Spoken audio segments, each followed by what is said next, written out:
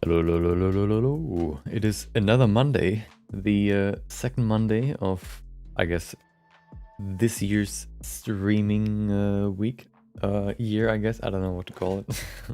Welcome.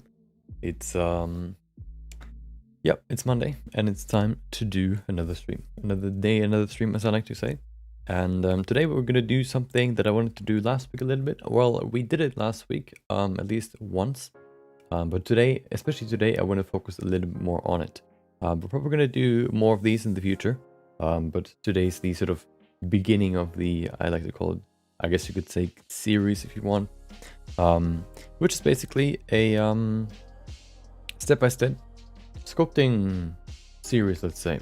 So basically we go through different, I don't know what it is, whether it's individual parts of the face, which is what we're going to do today, or whether it's, for example, a character or whatever. We're going to go, and sculpt, basically, and you can follow step by step. That's going to be the idea. So, of course, as you can see, we have the 30-minute quick sketch in the beginning, and then afterwards we go to the sculpting, I guess. Whatever, follow sculpting sessions. Welcome back, Kutu. Hope you had a great day. Hope you had a great weekend too. Hope you enjoyed your last few days. So the plan for today is that we're gonna go through the face. So we're gonna go through all the big, I mean, if we can, through all the big, I guess you could say, features of the face, like the nose, like the ears, like the eyes, the mouth. We'll see how many we can do today. I don't think we can do all of them today, so maybe we'll do the other ones tomorrow. We'll see. But that's gonna be the that's what we're gonna do today. So we're probably gonna start with the eyes, and then we're gonna go to whatever. We'll see. But that's gonna be what we're gonna do today, and maybe tomorrow too. So yeah. Let's go to Blender so we can do the quick sketch. And of course, once I've added the timestamps, you can find them in the timeline. So you can jump to whatever you want to see, of course. Let's go to Blender. There you go. That's an interesting Blender window. There it is. Timer, for some reason, every time I start that program now, it just starts for some reason. And for some reason, I am not existing. Hold on. Usually I remove my camera when I do these offline. I still record them, but it just, you don't need to see me in these recordings, okay? There you go. Okay. I think I have everything that we can begin, basically. So today what we can, as you can see, we're going to sculpt this little fella right there. With this little, I don't know what you call that, I guess flower, I don't know, neck, let's say, or flower ears. And if you want to know who the artist is, let's go and to display capture so we can see it. There you go. Here's the artist called Chaluny, Chaluny, on DeviantArt. So if you want to check them out, feel free. That's gonna be today's quick sketch reference. Let's get back to Blender. Okay, because I want to have as much time as possible, of course, for these for the sculpting sessions. Let's go right into it. Seems fairly simple, so let's get right into it, or straightforward, let's say. Where's my timer? There it is. Okay. We can begin in 3, 2, 1, go. Okay, perfect. Let's go. The quick sketches are coming to an end sooner or later. I think, well, with this week, 3 weeks left, I think, if I remember correctly. So it's we're gonna be there sooner than later. For some reason, so I installed the English language on my PC, on my Windows PC or whatever you want to say. The thing is, for some reason now when I use my when I use Blender, for some reason it sometimes just switches to the other language. So I have, of course, have a, I guess you could say, yeah, a German keyboard, so with, you know, a different letter setup and all that, or key setup, which means that well, you know, if I use the English whatever it is, like the English language on my on this PC basically, and I use the use my keyboard, every time I press what is it, Y for example, it writes W, and if I write W, it writes Y. So that's one of the annoying parts. So I kind of have to figure out a way to get rid of this weird glitch where it just always switches randomly to the English language, because it's very annoying. Because then, you know, especially when you're sculpting, it just does it randomly when you press, which means that at some point you just sit there and you sculpt, and then you just get tabbed out of the window, and you see that, you know, you see that the language switched, and then you need to go in again and you need to bring it back to the original, which is very annoying. I still need to find a way to you know, to deactivate that. I tried it before, but it didn't work. Just, you know, switching the default mode, or, well, you can override the language, the standard language, with another one for the keyboard, for example, but for some reason it still asks you whether or not you want to change. Maybe there's a certain keyboard hotkey that you need to press for it to do that. But yeah, it's quite annoying, let me tell you. I think I want to open the mouth first.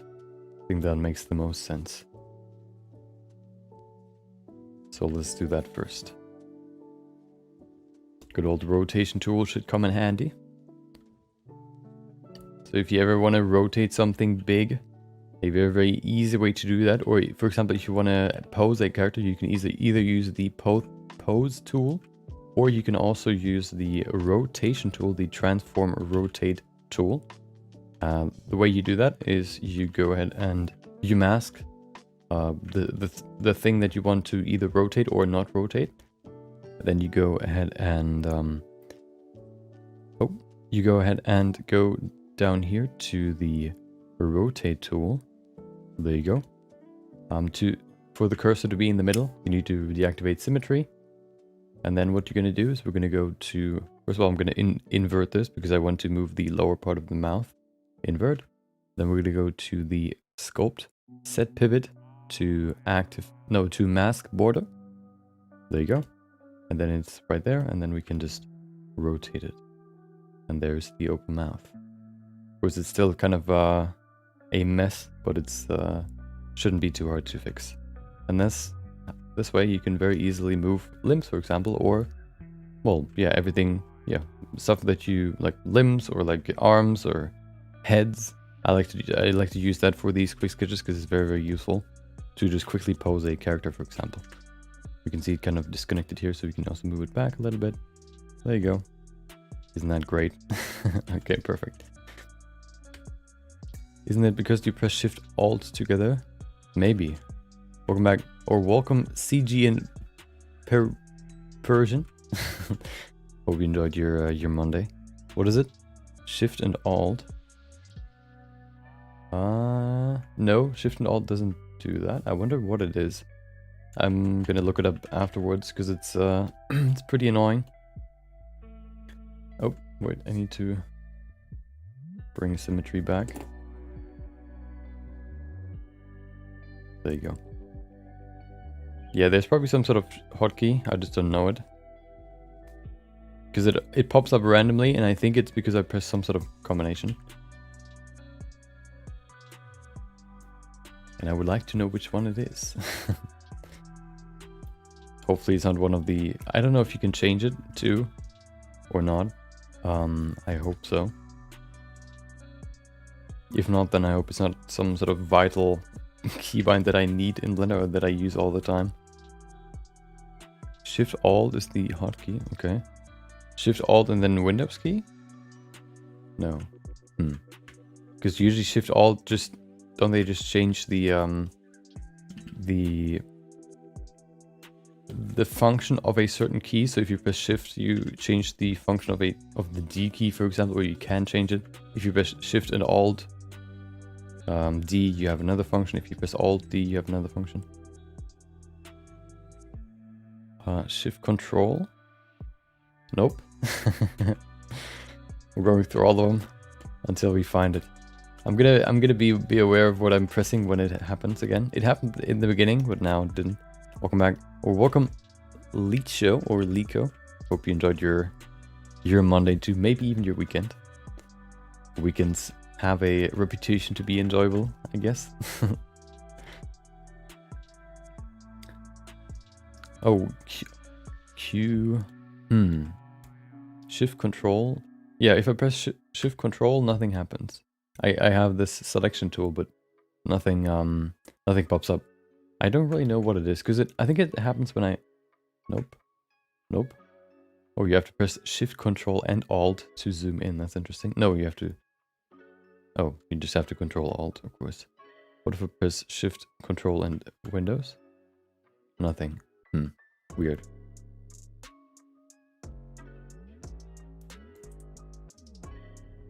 Yeah, it happened a lot when I did my quick sketches over the weekend, and I would like to avoid that, because it's quite annoying. Okay, that's interesting. Does it... Weird. Yeah, if it works for you, then... I don't know, maybe. Yeah, I'll look it up. Maybe... I don't know, there's a different combination for German Windows 10.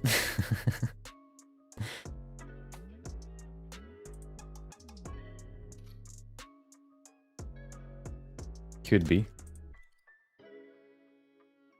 Oh.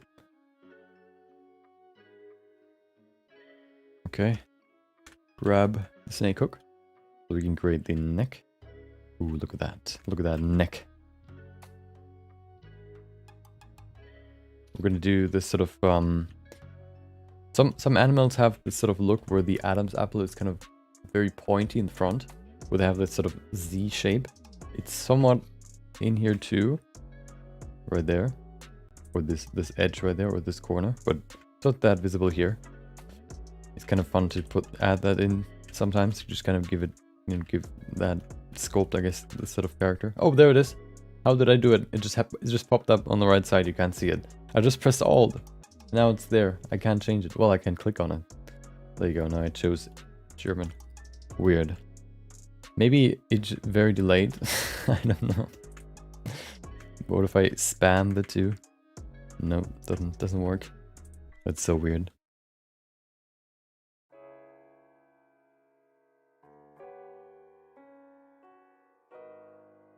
Okay. Oh.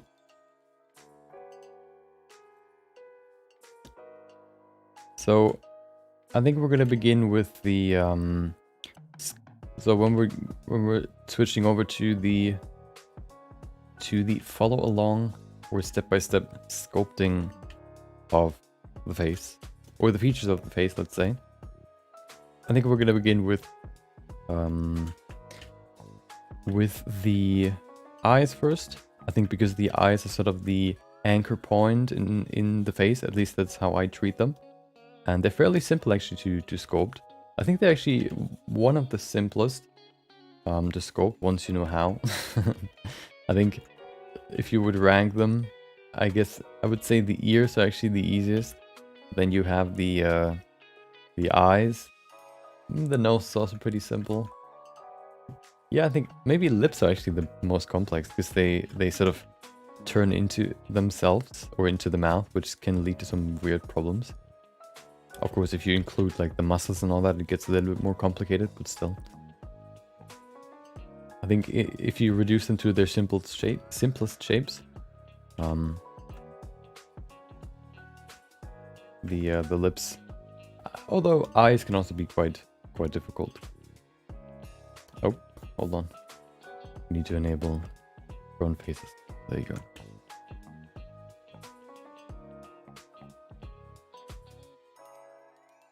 It's always hard to sort of gauge which ones are the hardest once you kind of understand, I guess, what you need to do, or once you kind of, you know, have a certain workflow that works. You kind of tend to forget, I guess, you know, which parts were harder to learn and which ones were easy, I guess.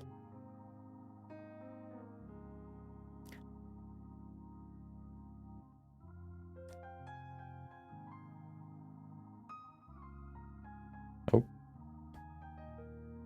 There you go.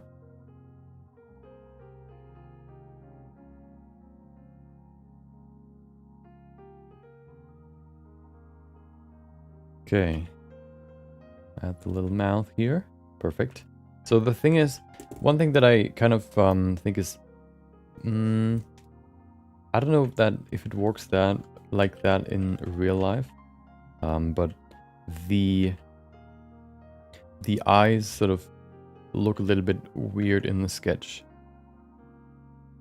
Maybe that's just me though. I think usually if you have animals that point forward, the eyes are also, they have a certain room.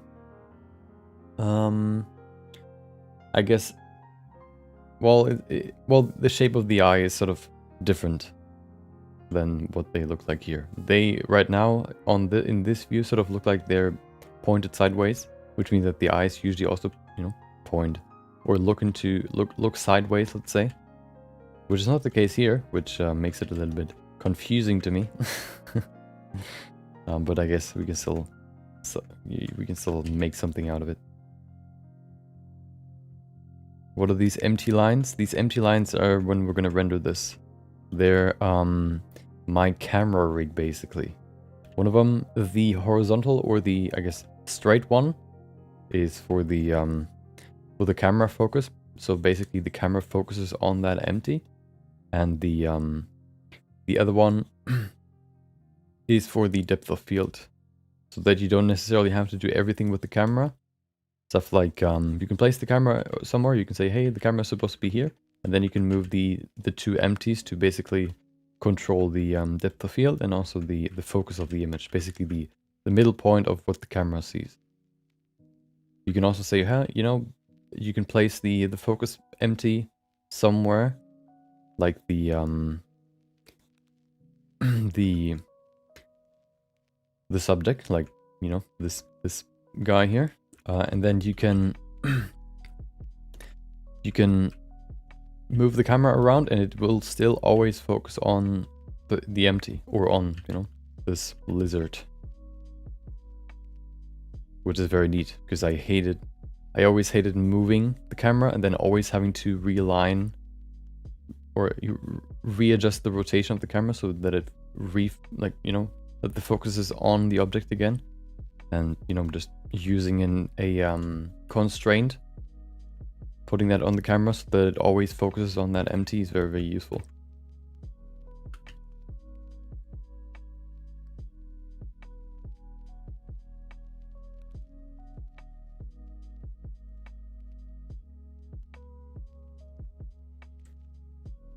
You can even see some small eyelids here.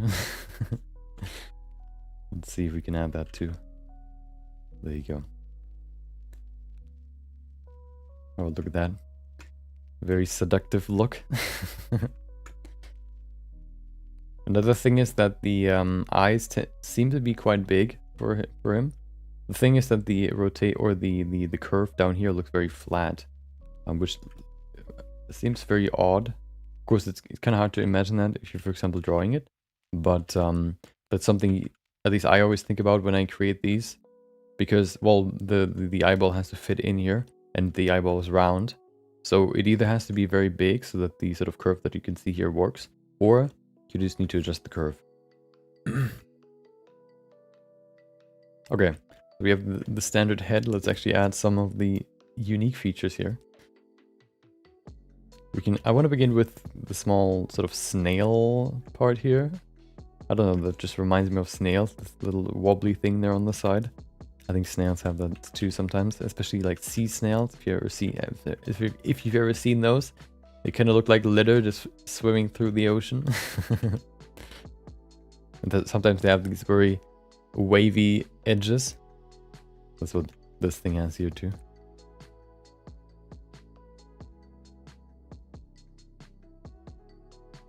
Right here. Similar to some mushrooms too.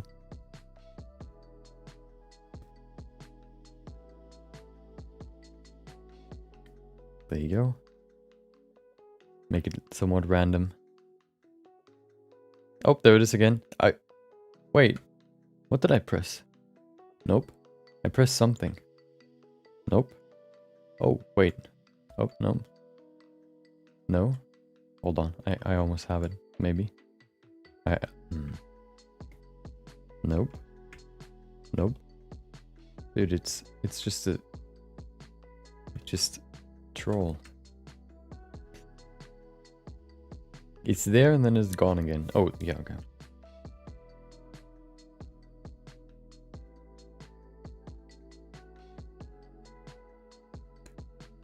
Oh. Okay, now that we have the wavy thingy here, let's add the ears. So we have 1, 2, 3. I want to begin...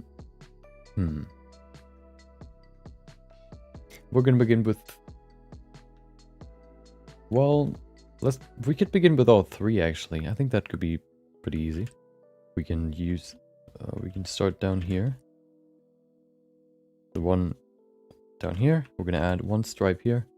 And then we need another one, which is a little bit higher, right there. And then we have 1 more for the middle, right there. Okay. Easy move. Invert. Grab the snake hook. And pull out. Zip. Number 1. Then we have number 2. They get kind of distorted, but that's okay. I think it's just easier to sort of gauge the size or the distribution. There you go, little flower lizard. Let's adjust it.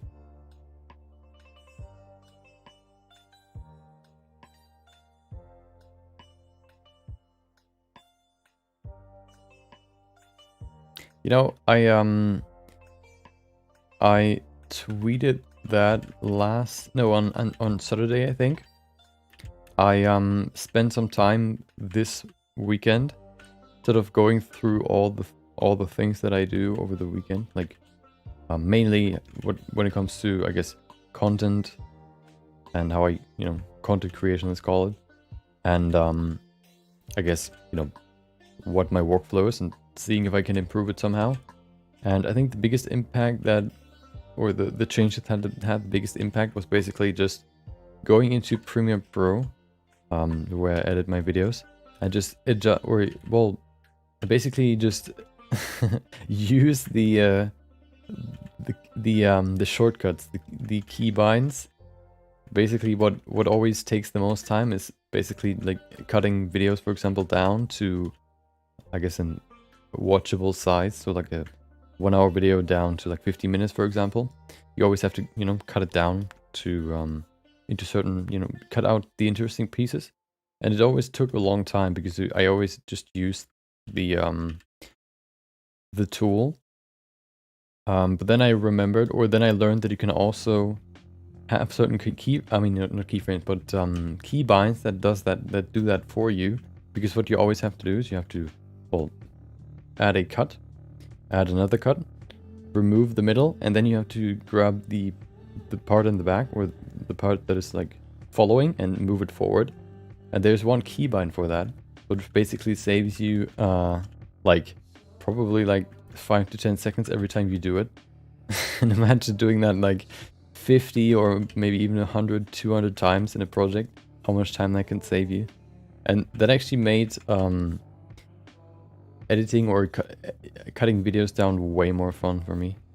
I was surprised how much fun it was afterwards because you can just cut everything together in a few I guess minutes rather than like 2 hours or so.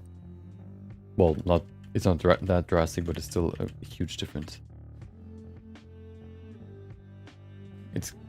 I said that I think on Friday, how I kind of wanted to rekindle my sort of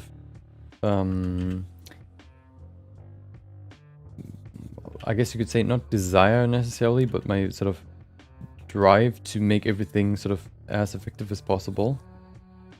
I remember when I did that when I started my apprenticeship, I really focused on making everything doing everything as fast or as smart as possible. There it was again.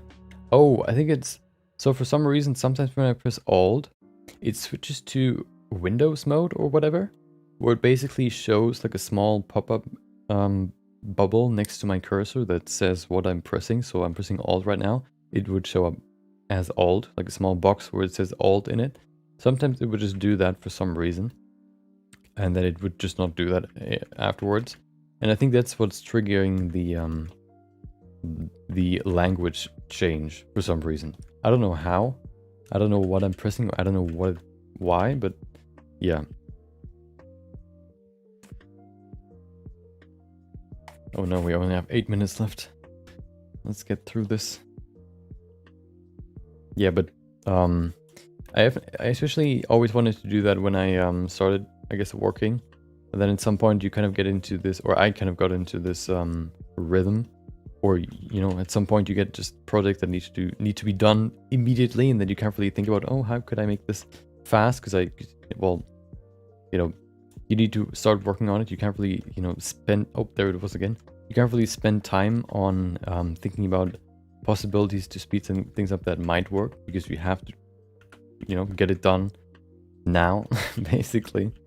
And you can't really gamble whether or not you find a solution that works better, can save you time basically. And this way you kind of get into this habit of just not thinking about how you can make it faster, because, well, you kind of get into this mindset of just, oh, I need to do it now and then you just sit there and do it without any thought, I guess.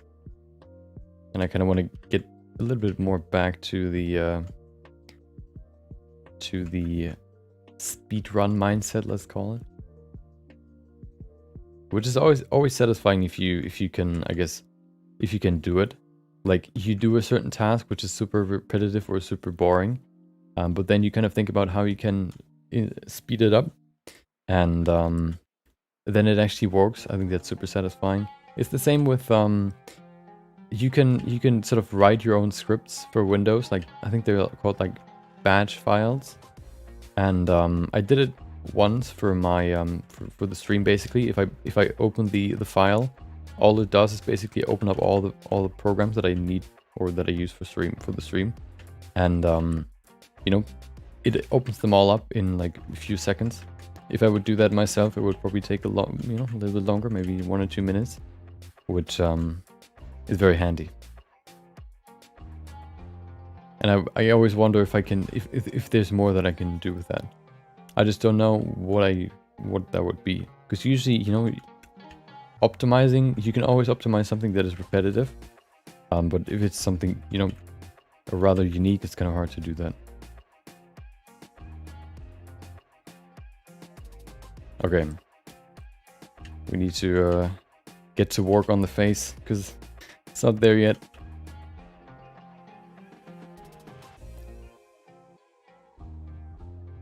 Here's the nose.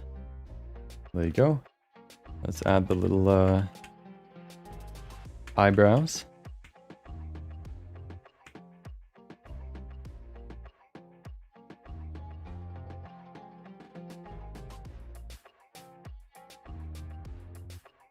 There you go.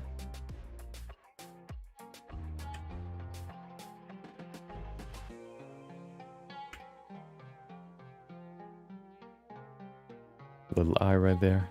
And then Let's smooth it. There you go. Okay. Of course, these ones are usually on weekends. I spend some more time, well, double the time usually on these quick sketches. So this one's not going to be as cool maybe as the other ones that I've done over the weekend, for example. Over the weekend, I also usually do like characters. I guess not necessarily characters, but more faces, for example. Humans. I tend to do more creatures when I do these on stream because they're just usually faster to sculpt.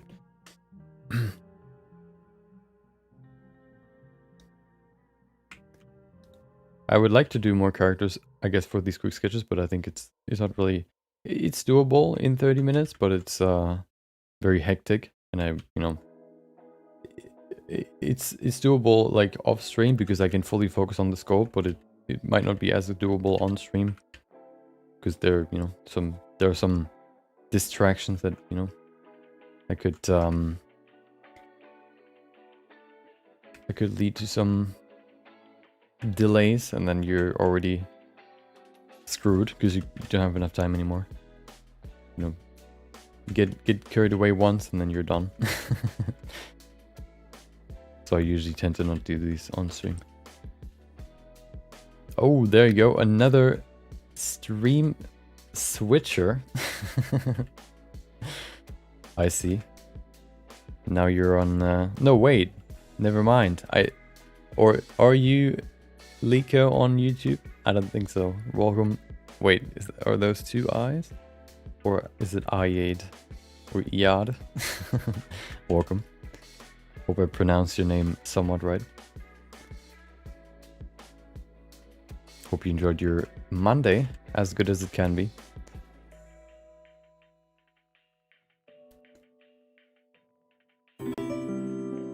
And there it is. A follow. Oh no. Is it? Wait. It's so small for me that I can't see it. I need to pull it up. Hold on. There you go. Okay.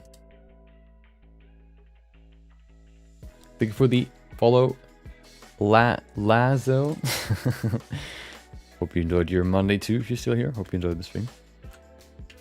Okay, let's finish it up with some tactical brush strokes. First of all, right here. For the chin, for the jaw, whatever. There you go. Perfect. Perfect sharp jawline. Let's go to here. There you go. It's quite smooth, but that's okay. It's gonna be a smooth lizard, okay? These exist if you want to, okay? We're in the land of fantasy. Everything's possible. Okay, perfect. Kinda wanna make the neck a little bit thinner. That's better. Perfect. We have 1 minute 55. Perfect. Let's do some finishing touches here and then we're good. Wait, okay. So let's go to the eye and just give it some eyelids here. And then we're good on that. And then we have the front here. Add like a small tear duct, because animals have that too. They need to keep their eyes moist too. There you go. Another, oh, a subscription, hold on. Like for the subscription, Magic Cosmic 10. You're here, hope you enjoyed the stream. And I hope you enjoyed your Monday. Okay, perfect. Of course, we're not going to go into too more detail because the time is almost over. There you go. It's fairly simple, actually, the creature itself. But it's still a cool concept. There you go. A little bit more detail here in the, I guess, eyes. There you go. Perfect. Look at that. Little happy little lizard. Let's go to here. We have 30 seconds left, but I don't know if I want to add more or less. Well, if I want to adjust anything, I think it's good how it is. Let's get rid of this. Oh, well, that's the opposite of what I wanted. There you go. Perfect. Let's go and add the eyes. First, we're not going to add normal human eyes. Problem is those are the only eyes that I have as base mesh, like actual eyes. So we're probably just going to use black spheres again. 344. Tomorrow's 345. 345. Ooh. Yeah. What do I need? Oh, a sphere. There you go. Make it smooth. And we need a mirror modifier. Put that on there. And then we're going to make it smaller. Put that in there. Perfect. We probably need to adjust the eye. Actually, no, they look fine. Somewhat fine, I guess. Look good enough. I'm not going to adjust them. You don't need this light. So now I can show you what the camera rig or what these empties do. At least one of them. So if you look at the camera view here, you can see if I move the camera will always... Oh, well, hold on. So if I disable the damped track constraint, you can see what happens. If I move the camera, it always looks forward. And if I place it here, I need to rotate it so that it looks at the subject. But if I now enable the damped track, which is focused on the focus empty, you can see that it always stays on the subject, which is very, very handy and speeds up the process even more. See, another speed hack, basically. So let's place the camera. Sometimes I actually like to switch it to 3D cursor as the pivot point so that I can rotate around the subject like this, because it leads to some cool rotations, like this one, for example. It wouldn't rotate like this if I move it. So, you know, this way it doesn't rotate as much. Cheater? What do you mean? I use the tools to my advantage, okay? Nothing... There's no cheating involved, okay? Maybe it's exploiting, but I guess if they don't want me to exploit their software, they should fix it. Can't blame me. Okay, so this camera view is boring. Or angle. How about this? That's pretty cute. Pretty close, but that's okay. There you go.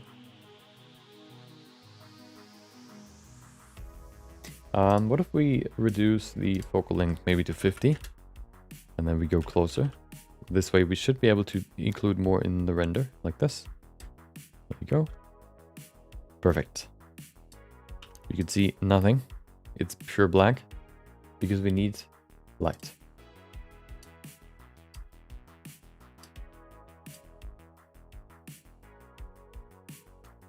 And there's light. There you go. We need to make the world darker. Perfect. And then let's adjust the lights that we have here. First of all, before we do that, we're gonna make the eyes black. Perfect. Okay. Starting with the main light. Should it be soft? I think it should be soft. I think with this lizard, a soft light is better.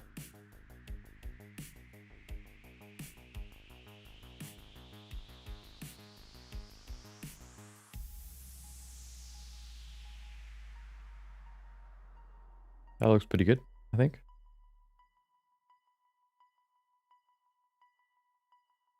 Maybe even there in the back. No, I'm gonna place it there. And then we need this one. To just kind of lighten up the left side. It's on 25, perfect.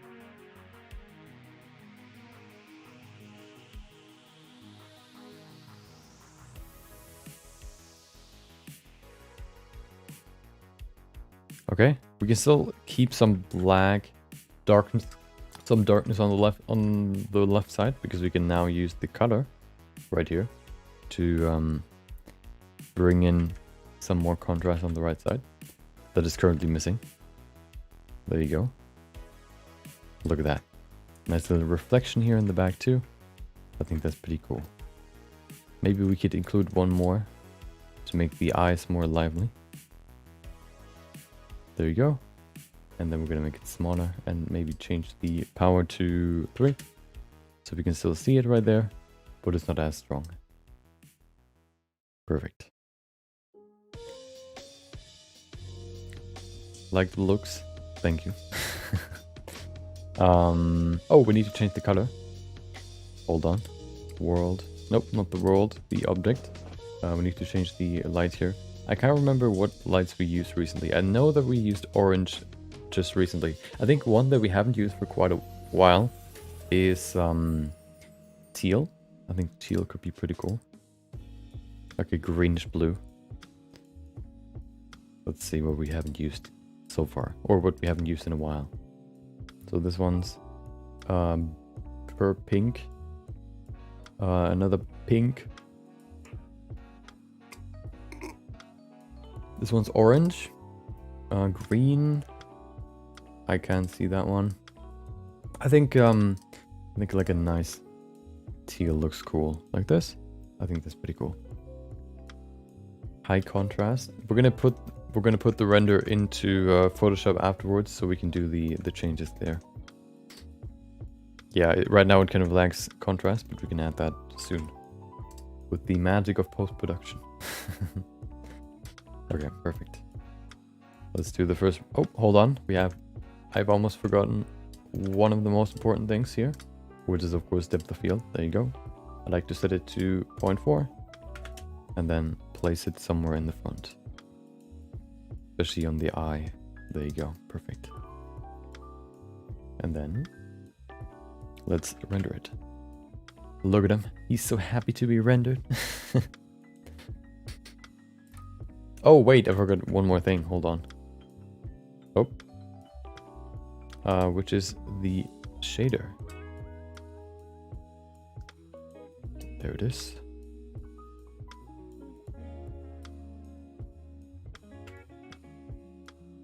Which adds a little bit more contrast. It's basically just a pointiness node. So everything that is sort of creasing like this gets darker. As you can see right there, for example. Very, very useful. Basically represents, what is it called again? When the corners get darker. Ambient occlusion. Yeah, that's what it does. There's an ambient occlusion node, but this one works a little bit different, and I like this one.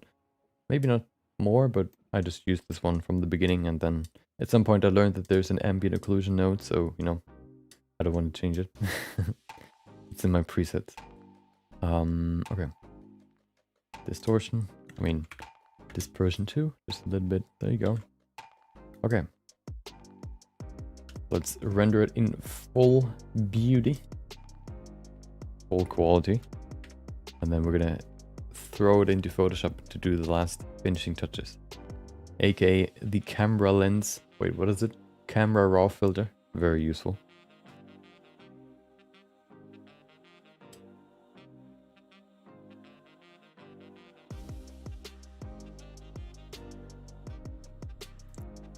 Okay. Save the image.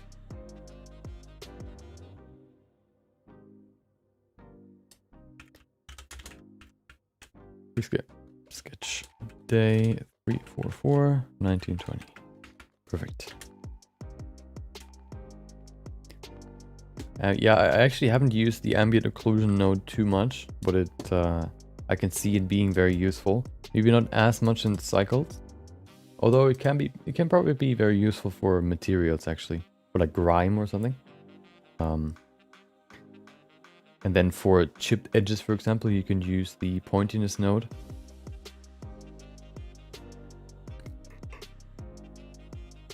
Although, if you use pointiness, I guess you can use that for both, but I don't know. They still look a little bit different, so, you know, you might like one of more than the other. Okay. So, there it is. So the thing that I want to do now is I want to duplicate it. I want to turn it into a smart object. And then we're going to go to filter camera raw. Now here's where the magic begins, okay? So first of all, what is this actually? Oh, wow. Oh, that's pretty cool. Is it what I think it is? No, it's not. Okay. I thought this is basically, I think this is supposed to show the darkest part of the image, or this value, it's supposed to show this value. I would like to move. I thought that you could move this to see an exact value marked, but apparently not, I guess. Okay. So it could be blue, it could be orange. I kind of like orange more because it looks more natural or more inviting. So we're going to use yellow. Maybe even like a small green tint in there too. There you go. Add some highlights. You can see we don't have that much white, so we can increase that quite a lot. There you go. And it doesn't clip too hard. We can do the same for the shadows, although you can see the shadows are quite dark already. So maybe something like that is okay. Texture to increase the clarity. Well, the clarity we're going to increase now. There you go. And then vibrance.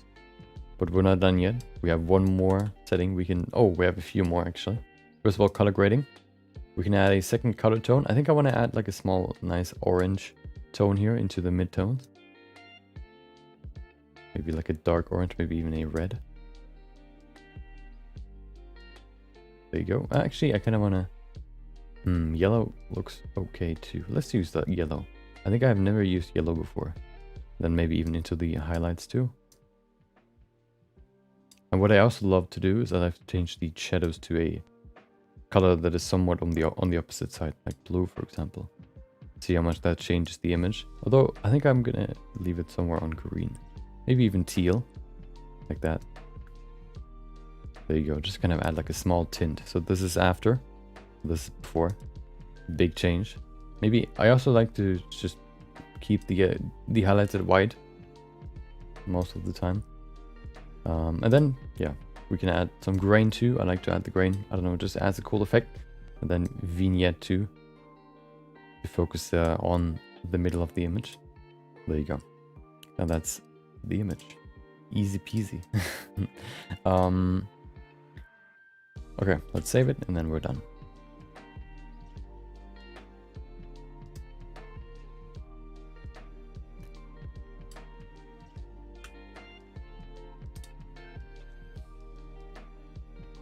Oh.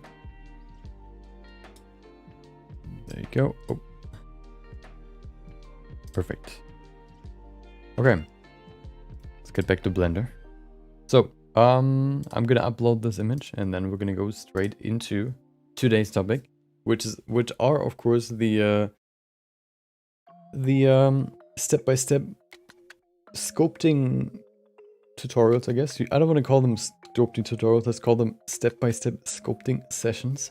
I want to go through the face, so all the individual pieces. I'm not gonna basically combine them all, we're gonna go through them individually. So we're gonna probably sculpt a few heads today. But that's, or at least partial heads, let's say. But you know, practice never hurts. Yeah, but before we get into that, of course, you're gonna see the compilation while I upload the image. And then, yeah, we're ready to begin. My phone is almost empty. Great. Come on. Why is it so hard to plug it into the PC? Oh, maybe, no. There you go, perfect.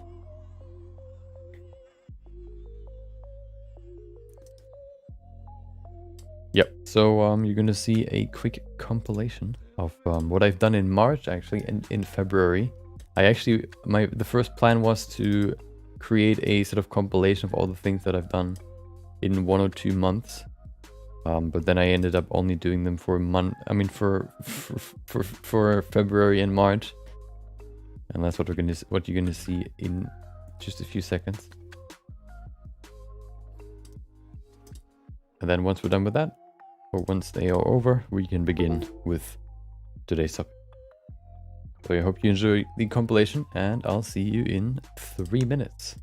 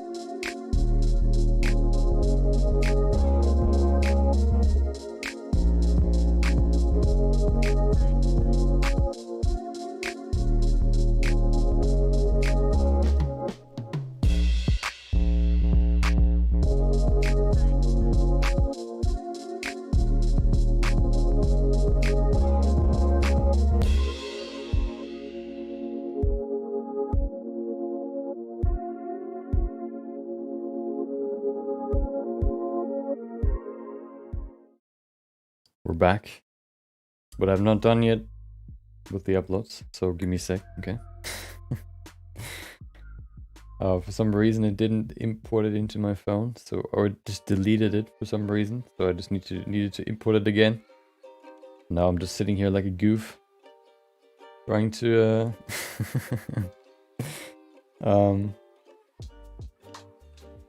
upload this stuff.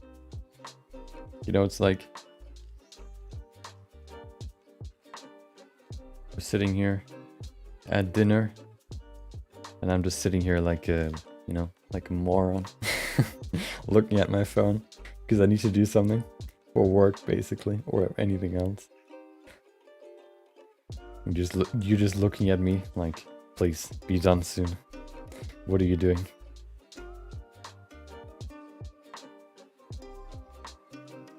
Okay. Almost. By the way, if you want to see the most useful, I guess, the most useful tool, or I guess command that exists in Blender sculpting, at least in my opinion, you can check out my Twitter or TikTok or Instagram or YouTube clips channel, I guess you could say, to find it. Basically, just if you press Shift A, you can do proximity selection. So if you have fingers, for example, the problem is always if you use the mask tool, you have to kind of rotate around the finger, of course, to mask everything here. But you can also just hover over it, then press Shift A, and if you then move the cursor, it selects everything that is sort of geometrically connected, all the faces that are connected, which is very useful if you want to select hands, for example, or you just one finger, for example, because it ignores geometry that is close to it. It can even intersect, it doesn't select it, which is very, very useful. Okay. I think we are ready. We are ready to begin. You can see this lizard is still here. Let's get rid of it. Hold on, let me save it. Okay. Let me make a new file. Okay. So today, we're gonna begin. Well, I did it last week too, but last week was more like a test run, I guess you could say. I showed my old my old eye sculpting workflow. It changed quite a lot, so I wanted to do a new workflow, a new video about how to sculpt the eyes. So what we're gonna do today is we're gonna go through all the parts of the face, so the nose, the ears, the eyes, the mouth, maybe even the head itself, and create small, I don't know how long they're gonna be, maybe like 15 minutes, small step-by-step or follow along sculpting tutorials or sculpting videos, not videos, but sculpting workflows, let's say. Yeah, that you can look at and I guess follow if you want to practice my workflow of sculpting eyes or whatever, you know.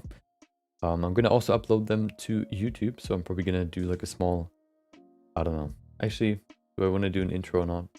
I mean, yeah, you know, it doesn't really make a big difference. So I'm gonna make one, okay? Not gonna be like crazy, but yeah, you know. So don't be confused when I repeat the same thing again. I want to begin with a sphere, actually. UV sphere. Should I begin with nothing? I think I want to begin with nothing. I want to start with the eyes, because the eyes are fairly straightforward. And they're also the... well, yeah, basically just because they're fairly straightforward. And also you need 2 objects for that, so that's a little bit more involved, you could say. But the other ones are fairly simple. We're going to sculpt all of them from the... on a head, basically. So for all of them, we're going to sculpt a head. We're going to not sculpt them all on the same head. Because of what I want to do is I want to... First of all, what I could also do is I could just grab a sphere, for example, and then sculpt it on there. But I would rather do it more, I guess, applicable to actual characters. So what I want to do is I want to sculpt a head for all of them. So we're going to sculpt the head first and then add the specific part of the face that we want to, go through. Because otherwise it's I don't know, it just feels kind of weird, kind of sculpting, like practicing sculpting a nose on a brick, for example, or in a cube, because it's not really applicable too much. Same with a mouth. The thing is, the mouth is so round in itself, or well, it's basically so round in itself that it's kind of weird trying to sculpt it on a flat surface, because that's not how the mouth is shaped, and that can lead to quite some confusions. So we're gonna start with a head, and that is also good because being able to sculpt a good skull or head is another important thing to learn. So if you want to, or you have to, if you want to follow all of these, you have to also learn, or you will learn in the process, how to sculpt a head too. Okay. Do we need anything? Well, wait, hold on. We don't. Do we? I'm gonna close this. There you go. No, I don't think so. Of course, I'm gonna use a pen. You can also use a mouse. Doesn't really matter whether you use a pen or a mouse. The only really difference is that you have a pressure sensitivity with the pen, which of course you don't have with a mouse.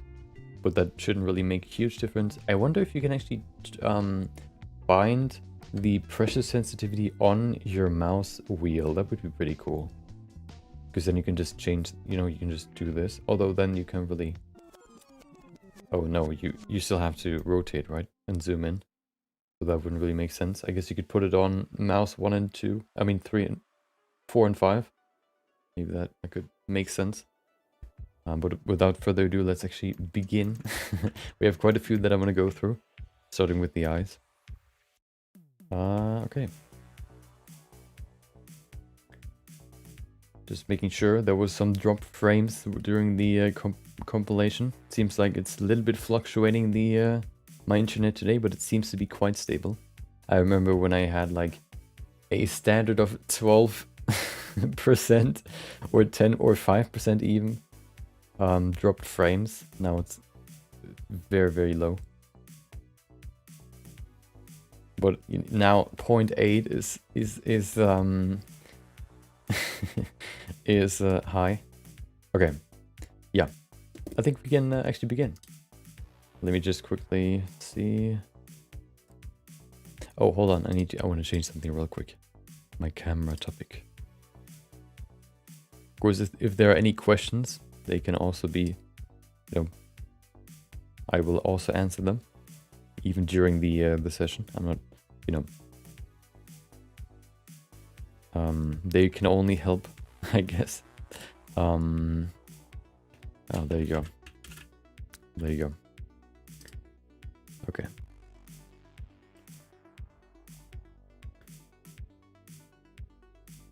Okay. So grab your pens if you want to follow. Grab your mouse if you want to follow, and we're going to begin in the layout mode, just because I want to talk about the, I guess, basic, what is it? The basic shape that I use too. So yeah. My phone needs to be charged. Hold on. There you go.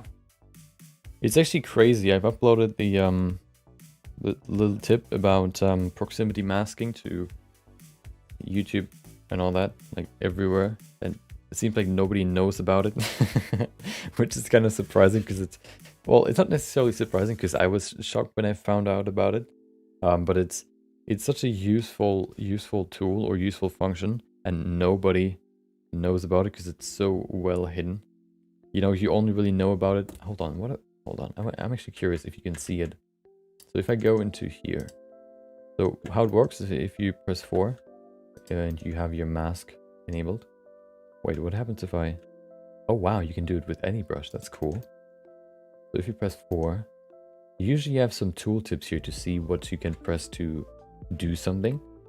Apparently you don't have that here, which is weird. But basically, if you press, if you use your mask, of course, you can just, do this to mask everything that you want. There you go. Mask everything that you want. But you can also, especially if you have like something like well, there you go. If you have something like this, the thing is, it's kind of hard to only select this piece because, as you can see, it jumps over to this geometry too and selects this part here too. So what you can do too is you can press Shift A, and as you can see, it also jumps over. The thing is, that's only one mode of the two. If you then press 3, you switch over to the other mode, which means it only selects what is geometrically connected. And then it goes more and more and more until it, of course, devours the entire sphere. There you go. Very, very, very useful. I'm kind of surprised that's not its own mask tool. You have masks like the box mask, you have the lasso tool here, you know, but you don't have the proximity selection for some reason, and it's such a crazy good function. There it is. Expand mask by topology. Shift A. Ooh. I wonder what happens if I select something. It should remove it, right? Yeah, it removes it. It's kind of a weird name for it. Expand mask by topology. Because it doesn't really expand it by topology, it just creates a new one by topology. So it's weird. Okay. I'm stalling hard. Okay. Let's begin. Okay. There you go. Okay. Welcome to a step-by-step follow-along sculpting session where we're gonna go through how to sculpt eyes. So this is basically, you know, you can grab pens, you can grab a mouse, whatever you use for sculpting, it doesn't really matter. I'm going to use a pen. What we're going to do here is we will sculpt eyes. Basically, I'm going through the entire workflow. We're not going to use a basic sphere or a cube to sculpt it. We're actually going to go through the workflow, how I would create characters. And once we kind of reach the point where we're going to sculpt the eyes, which is, you know, basically immediately, we're going to go and go through and cover how I sculpt eyes. So, and I'm going to, I guess, explain as much as possible so you can follow along as well. What we're going to begin with, of course, let me just get rid of everything that we don't need. There you go. What I like to begin with is I like to begin with a UV sphere. Why a UV sphere? Because I don't know, it's round, it's nice and organic. It has a nice shape, so I like to begin with the UV sphere. Other shapes sort of have some weird, I guess, it's kind of weird to begin with something else than a UV sphere. So I like to begin with a UV sphere. And then we also, of course, if you talk about eyes, we need eyeballs. So let's add everything that we need first, and then we're going to go into sculpting. So the second thing that we need is eyeballs. And what we're going to use for eyeballs, of course, is a UV sphere. So we have two now. They're inside of each other. Nice. So we're going to set them aside. There you go. This one we're going to use later. We can make it smaller if you want. Maybe like 0.5. There you go. Set it aside. We don't need it right now. What we're going to need is the first sphere. We're going to go into scope mode up here in this tab. And then we, for me, it looks like this. I guess, you know, sculpt interface. I have two windows here, but you don't really need them. It should look something like this for you. Of course, I have my chat here too, but you know, that's what it looks like for you probably.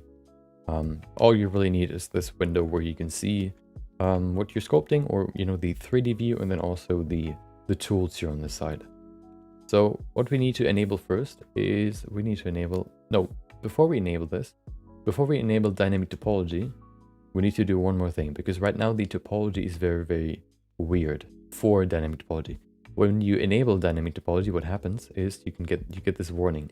Vertex data detected. Dynamic topology will not preserve vertex colors, UVs, or other custom data.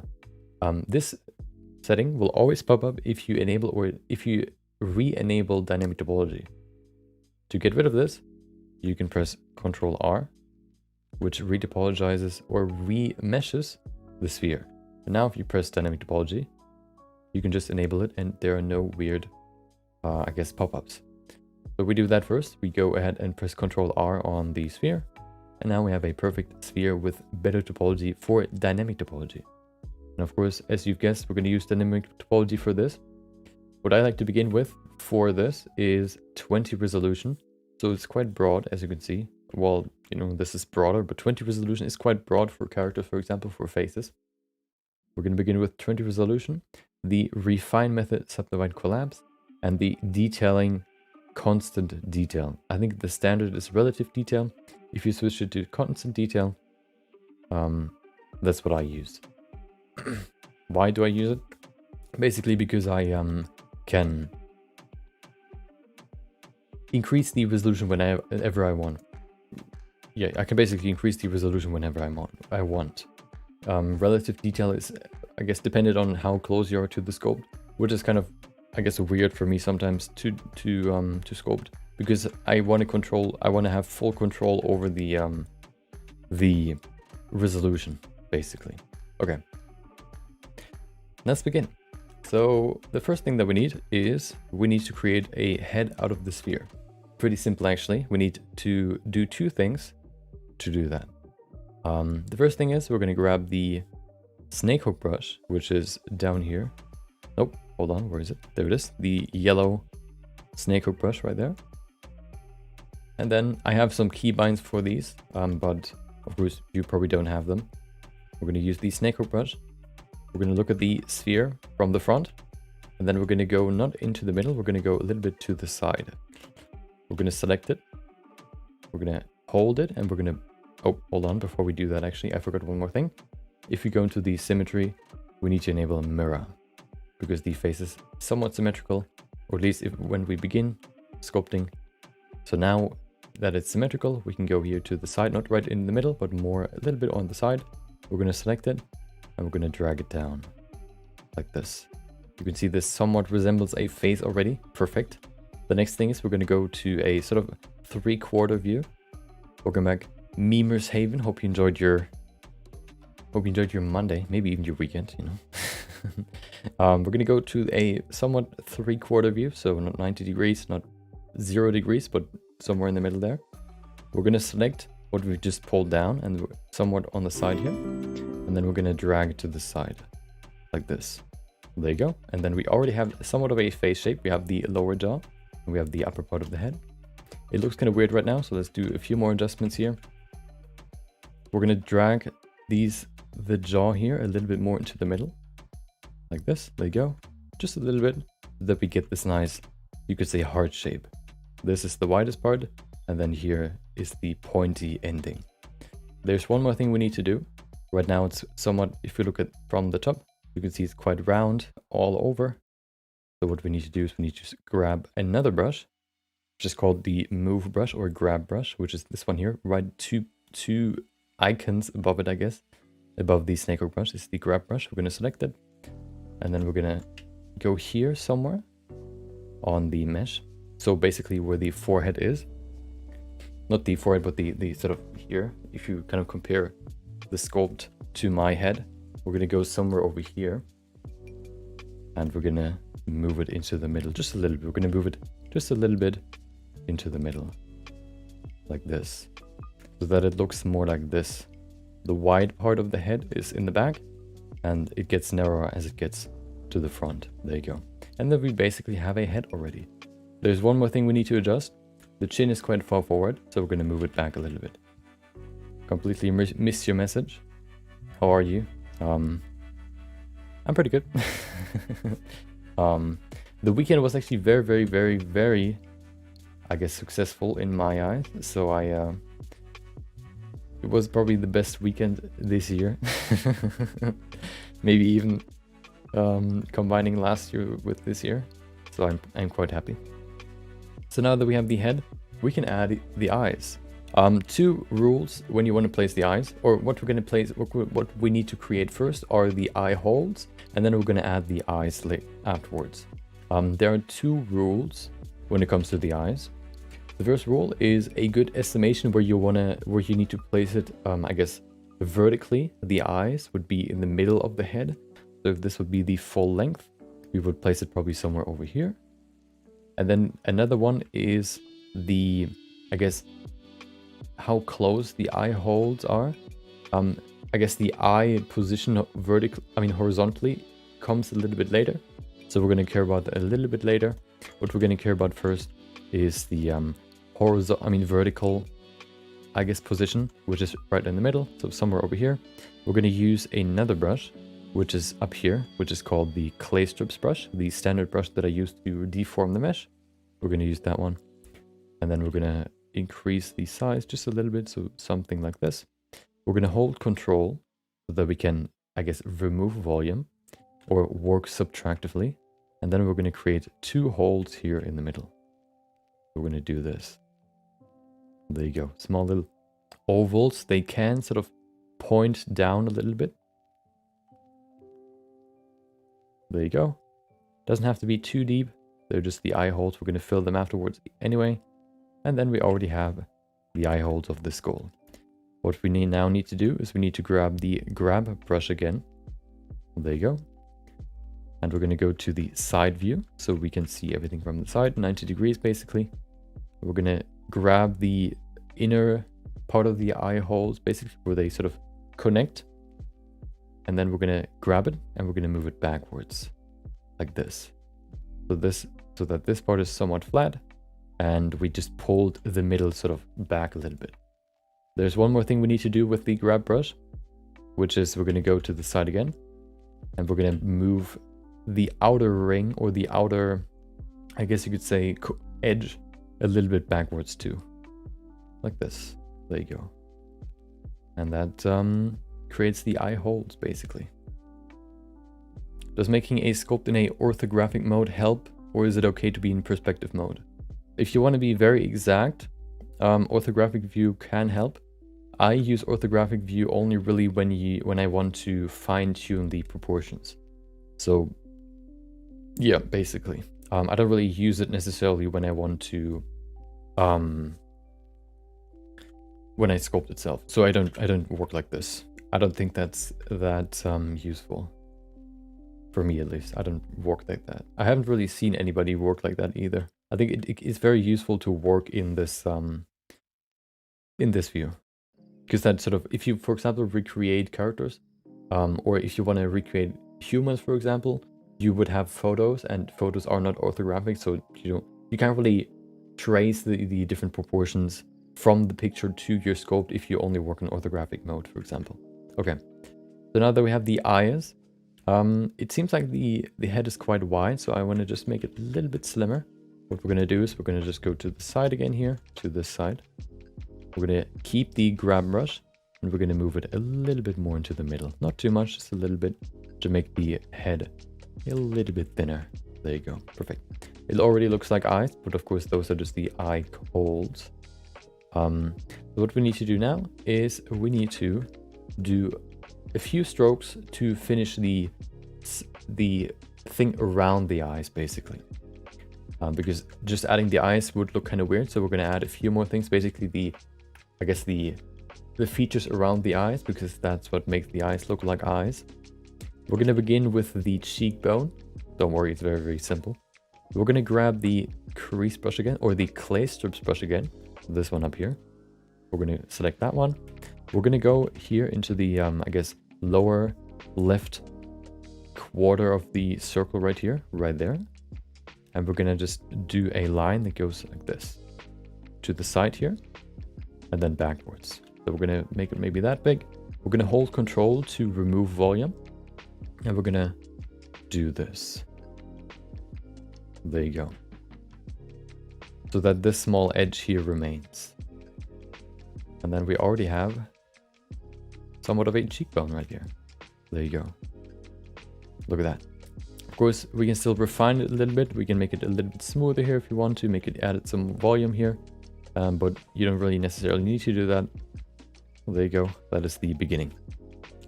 If you want to, we can also remove some of the volume here to make it kind of, I guess, even it out. There you go. And then we already have another part of the skull. There's one more part that I want to add, or 2 parts, let's say.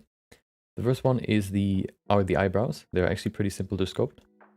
We're gonna go here to the forehead, into the middle between the eyes. We're gonna create a trapezius, basically just like I guess a cube shape, or a plane shape, whatever. We're gonna begin here. And we're just going to create a small volume that looks like this. There you go, just a little bit like this. So it looks like this from the side. We have this little trapezius here. Then we're going to go to the side here. And we're going to create a triangle on the side. So we're going to begin from the side edge here of the eye. And we're going to create a triangle that looks like this. There you go. So it goes to the middle, to the trapezius. Somewhat higher, just a very little bit higher. And then to the side of the eye, basically here. It joins the sort of edge here. There you go. Okay, so that's the edge of the eyebrow. And then we need a few more things here and there. I'm not going to try to make it as too complicated. We're going to add a line that goes from the triangle upwards to the back of the head, which looks like this, which basically evens out this small edge here, the eyebrow. There you go. And then there's one more thing that I want to do. I want to flatten what is right here. So what we're going to do is we're going to still keep the clay strips brush, and we're just going to use the brush while holding control and just kind of even out the side here. Not too much, very, very lightly. Like this. There you go. And we already have a pretty good looking skull. So now we can go to the eyes. If you want to, you can smooth everything. Smoothing, you can do that while holding shift with the clay strips brush enabled. If you hold shift, you can just either, just brush it, or you can tap it so that the smoothing is a little bit lighter and you can smooth everything if you want. I'm going to do it. There you go. Everything is smooth now. Let's add the eyes. To add the eyes, we're going to go back to the layout tab because we need to bring the eyeball into the face. We're going to go to layout. Then we're going to select the eyeball.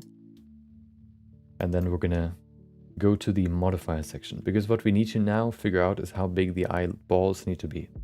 We're going to go to the modifier tab. We're going to select the modifier, which is probably hidden by it's hidden by the chat. Hold on. There it is. So we're going to go to modifiers. We're going to go to the array modifier. We're going to select the array modifier. Okay. Hold on. There you are again. And then we're going to set the count to 7. The general rule is for males, 7 is a good size. For females, 7, well, yeah, it can be like 7 or 6.5 too. But setting it to 7 is good for both, either female or male heads. So now we have a count of 7. We then go into orthographic view. We're gonna, if you have a numpad, you can press 1 to get there. So if you press if you press 1 on your numpad, you go into the orthographic view. I don't actually know how you do it. I think if you don't have a numpad, you can go to view, and then I think you can go to viewpoint right here, and then you select front, and then you're also in the orthographic view. How was your weekend? Welcome back, Johnny. Hope you enjoyed your weekend. My weekend was very, very good. As I said just a few minutes ago, probably the best weekend that I had, combining this year and last year. So it was very, very good. Okay, so now that we're in orthographic view, there's one thing that we need to do. We need to make the eyes as big as, well, we need to now use these 7 eyes and make them as wide as the head is, because 7 eyes equal the width of the head. So we're going to select the eyes, we're going to move it on the head, and we're going to scale them down until they basically touch both ends of the skull. Go over here. It's a little bit too small now, the widest part of the skull too. So not just any part of the skull, not down here, not up there, the widest part of the skull, which should be somewhere above or on the eyebrow level. We're going to move it to the edge here, and that looks pretty good. So now we have a this would be like a male eyeball size, for example, because oftentimes females have smaller heads. You can also say for females, you could, for example, scale it up so that 6.5 eyeballs is the width of the head, basically, but we're going to use 7. so that they perfectly fit into the skull like this. So now that we have the size of the eyeball, we can go out of orthographic view just by rotating the camera, for example. We're going to move the eyeballs out of the head, and then we're going to remove the array modifier. There you go. And then there's one more thing that I want to do, is I want to add a mirror modifier. So we're going to go back to the modifier section here. Hold on. There you go. So we're going to go back to the modifier section, and we're going to use the mirror modifier, which is this one here. Select it. And then we're going to, as the mirror object, we're going to select the skull. And as you can see, now we have two eyeballs which mirror on the skull, basically. On the skull axis, I guess you could say. Perfect. Next step is, we're going to, I guess, bring the eyeballs into the eye socket. So what I want to do is I want to, well, just move the eyeball. You can, if you want, go into the front view again by pressing 1 on your numpad, or going into view, viewpoint, front. You move the eyeball over here. There you go. And then also the eyeball can be closer to the upper edge than the lower edge. So what I want to do is I want to move it a little bit higher. Hello? I want to move it a little bit higher. Maybe like this. Now it's closer to the upper edge than the lower edge. Another thing that I want to do, and maybe it's a little bit too high. There you go. Another thing that I want to do is look at the distance between the two eyeballs. It can be 1.25, it can be 1.5. I think it can even be like 2 eyeballs distance between them. Right now, probably like 1.25 maybe. Maybe they can be a little bit wider apart. So we're going to move it a little bit further out. Like this maybe. I think that's a pretty good position from this angle. And now we can go back out of this orthographic view. And we need to place them in the eye hole itself. Milk modifier, exactly. So we're going to grab the eyeball with G, press Y. Oh, hold on. My language changed again. There you go. We're going to press G and then Y. And then we can move it on the Y-axis forward until it reaches the eyeball. I mean the eye hole. If you look from the side view, you can see a good measurement is when this is the edge here of the cheekbone. The eyeballs can be somewhere on that edge with, I guess, so what I mean is, if you look from the side and here's the end of the cheekbone, I guess the beginning of the sphere or the outer edge of the sphere, looking from this angle, can be on the same height. So something like this, for example. There you go. Perfect. So now we have placed the eyeballs. Let's go back into the sculpt and finish the eyes themselves. So we're going to select the sphere again, the skull. We're going to go back to sculpting. And then let's begin with the eyes. There are a few things that I want to adjust real quick. I think the eye holes are a little bit, for me at least, maybe for you it's good. I like to have the eyeballs being in the middle of the eye holes. Right now, on the left side, there's some more room. So what I'm going to do is I'm going to just move the right side a little bit further out. I think that's pretty good. And another thing that I want to do, because the forehead is quite flat right now, is I'm going to go somewhere over here, a little bit higher. You can maybe even go to the side too. Make the grab, or I'm going to use the grab brush for this.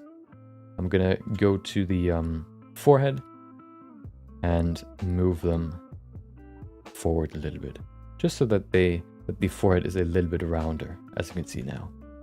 There you go. You can see a small bump here because of the trapezius. If you want, you can also smooth that out by holding shift and just applying the brush. I'm going to save real quick, so just so that when that Blender doesn't crash. There you go. Those are eyes. Okay. We're gonna get to lips today too, okay? We can do lips afterwards. So now that we have the eye holes, let's add the eyelids. Very, very simple. We're gonna select the clay strips brush again. So this one is very helpful to just increase the strength to 1. And then we're gonna go basically behind the eyeball. And we're just going to add, in circular motion, we're going to add more volume. We're not going to hold control, we're just going to just apply the brush, like this. There you go. One more thing to note, it can be that if you applied that you don't get as much volume as I get. The setting that can help with that is if you go to the advanced settings, there's a setting that is called accumulate. What that basically does is, usually it has a cap how much you can add to your sculpt, so that's the cap. It doesn't matter how much I brush over the same spot, but if you enable accumulate, well, what does it do? It accumulates. So if you do it, it just adds more and more and more volume to the sculpt. Very, very, very useful, in my opinion. So I always have it enabled. You can see it at some point reaches an end, I guess, but the end is way, way later. So now what we're going to do is we're going to envelop the eyeball, basically. We're going to just do this until we completely envelop the eyeball. Like this. There you go. Perfect. So now we have fully covered the eyeball.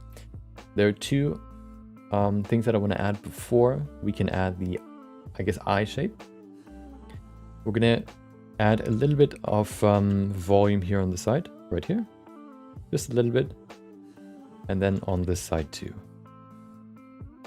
There you go. Okay, we need that to create the eye shape. So now we're going to create the eye shape itself. How many polygons am I on? Do you mean the dynamic topology? It's on 20.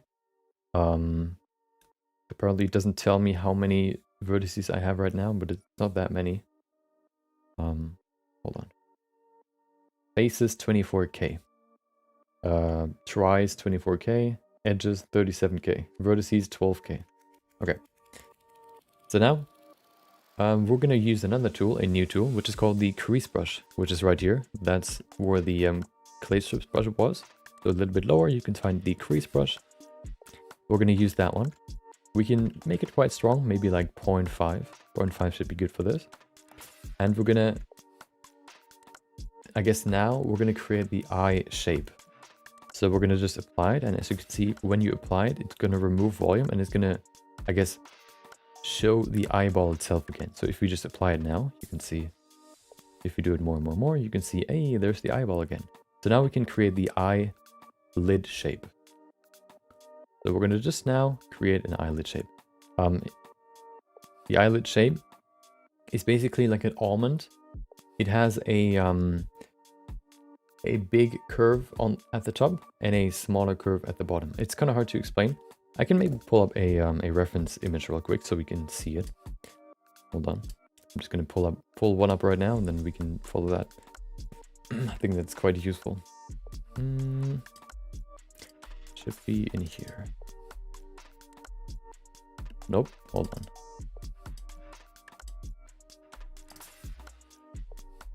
It should be... Let's see. Oh, it's in here. I know where it is. There it is. Okay. Can I flip that? Can you flip in here? Oh, we can. Okay, there you go. So there's the reference image. We still have the crease brush enabled, of course. So let's kind of recreate what we can see here. Of course, we have quite a low vertice count, so it's a little bit blocky, but we'll just kind of try to recreate this. As you can see, it's somewhat of like an oval. I mean, an almond shape. What you can do to make it easier on yourself is you can focus on, I guess, this shape first without the tear duct, and then you can add the tear duct later. If you want to draw on this, what it would look like would be something like, so what I would focus on first would be this shape here at the top, and then this shape here at the bottom, like this. So it looks something like this. And then afterwards, you can still add the tear duct like this. That's what I usually do. Oh. Flip. Go. Okay. So that means we're going to go in here and we're going to create the eye shape. I'm only going to use it, I guess, we're going to use the crease brush without holding control. We're just going to do it like this. Add a little bit like a small hole here. It can be quite rough. We can still adjust it later. Like this. There you go. If it's still too weak for you, you can also just increase the strength even more. So maybe to 0.8, for example. There you go. So it looks something like this. Looks very rough right now, I know, but we can very easily just refine it. What we're going to do now is we're going to hold control while using the crease brush. And we're going to just go over the edges of the eye, basically. So we're going to hold control, we're going to use it. And as you can see now, we can sharpen the edges around the eye. You can see the resolution is quite low, so it can be quite finicky sometimes. You need to kind of switch between holding control and not holding control, to just kind of refine the edge here. You can see it can be quite annoying sometimes, but that's okay. We can refine it soon. Okay. Maybe even increase it to 1. Do the same at the bottom here. Okay. What I really want to do here with this is just to kind of, I guess, establish a shape. What we can do now is we can use the grab brush again, which is this one here, grab brush, and we can shape it a little bit more. So we can now just use that one to just kind of reshape it however we want. We can move it up a little bit, for example, to just kind of get to the shape that we want it, which is something like this. There you go. Okay, still looks pretty rough, but that's okay.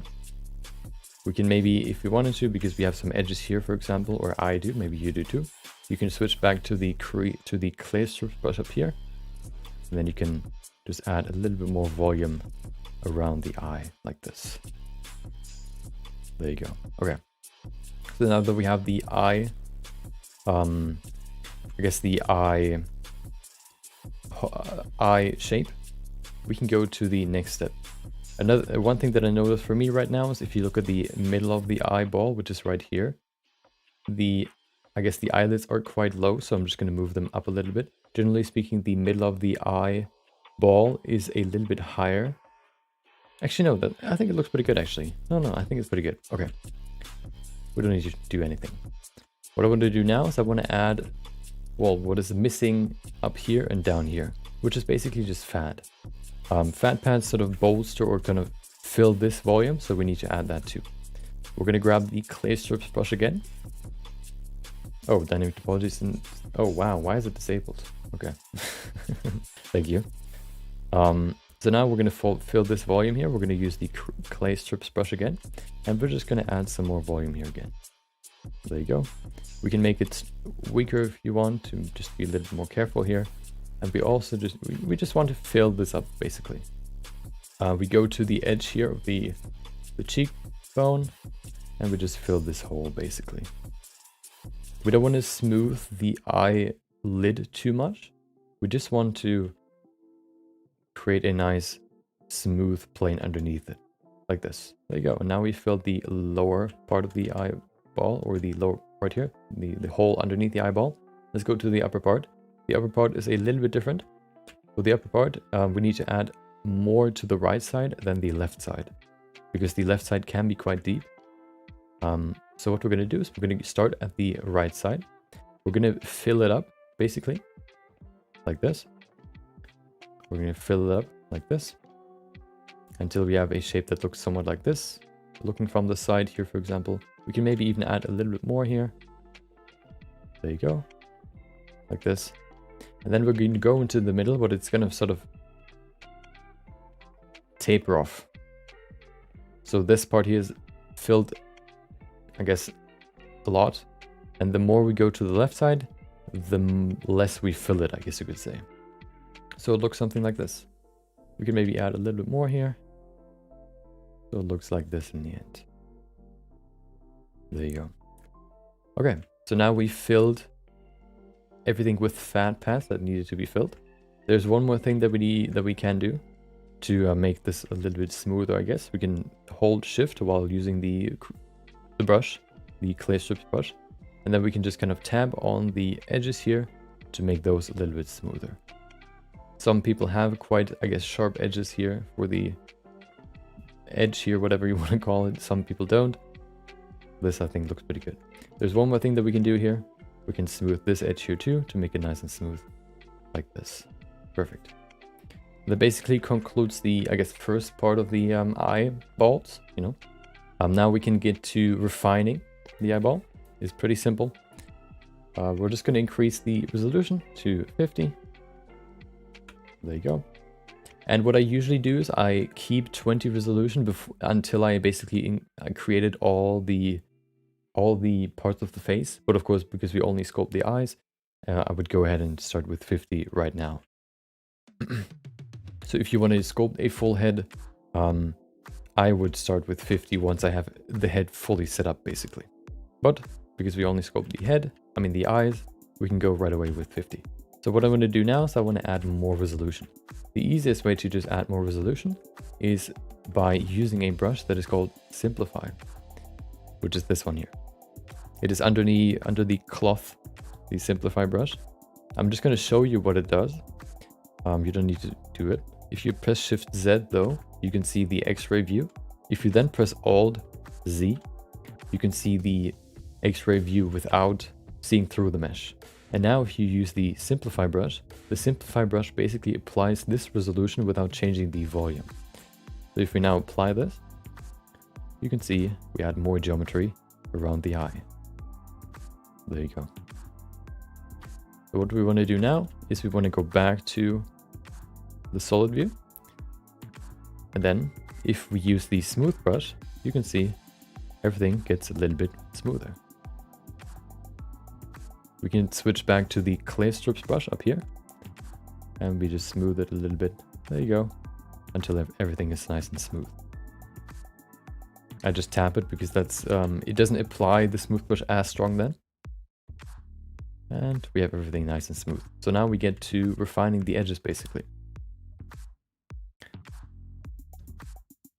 Oh, turn to edit mode. Yeah. Okay, yeah. So what we're going to do now is we're going to use the clay strips brush and also the crease brush to just refine all the planes. I think we can actually begin with the crease brush. So we switch from the clay strips brush to the crease brush. What we're going to do first is we're going to refine the edge of the eyelid. We're going to hold Control and we're going to go over the edge. Oh, it's quite strong for me right now, so we can turn down the strength maybe to like 0.3. And then we're just going to go over the edge, make it nice and smooth. Until we have something like this. The eyelids are quite thick, you know. So we can make, you know, they can be like this thick, for example, maybe a little bit thinner. Using the smooth brush, basically just holding Shift enables you to use the smooth brush with most of the tools. And this way you can very easily just make it a little bit thinner if we need to. We're going to do the same on the lower eye lid. Like this. There you go. Just make it nice and even. And then we can also create the tear duct like this. Just create this ending here, this U shape, and then smooth around the edges to make the transition to the edge nice and smooth. There you go. So that's a good beginning. One more thing that we can do is, well, we can do the same here on the inner side. We can just smooth it. There you go. Do the same on the lower eyelid. There you go. And then it seems like the tear duct is quite deep right now. So we're just going to switch back to the clay strips brush, this one up here. And we're just going to fill it up a little bit more. There you go. There's one more thing that I want to do.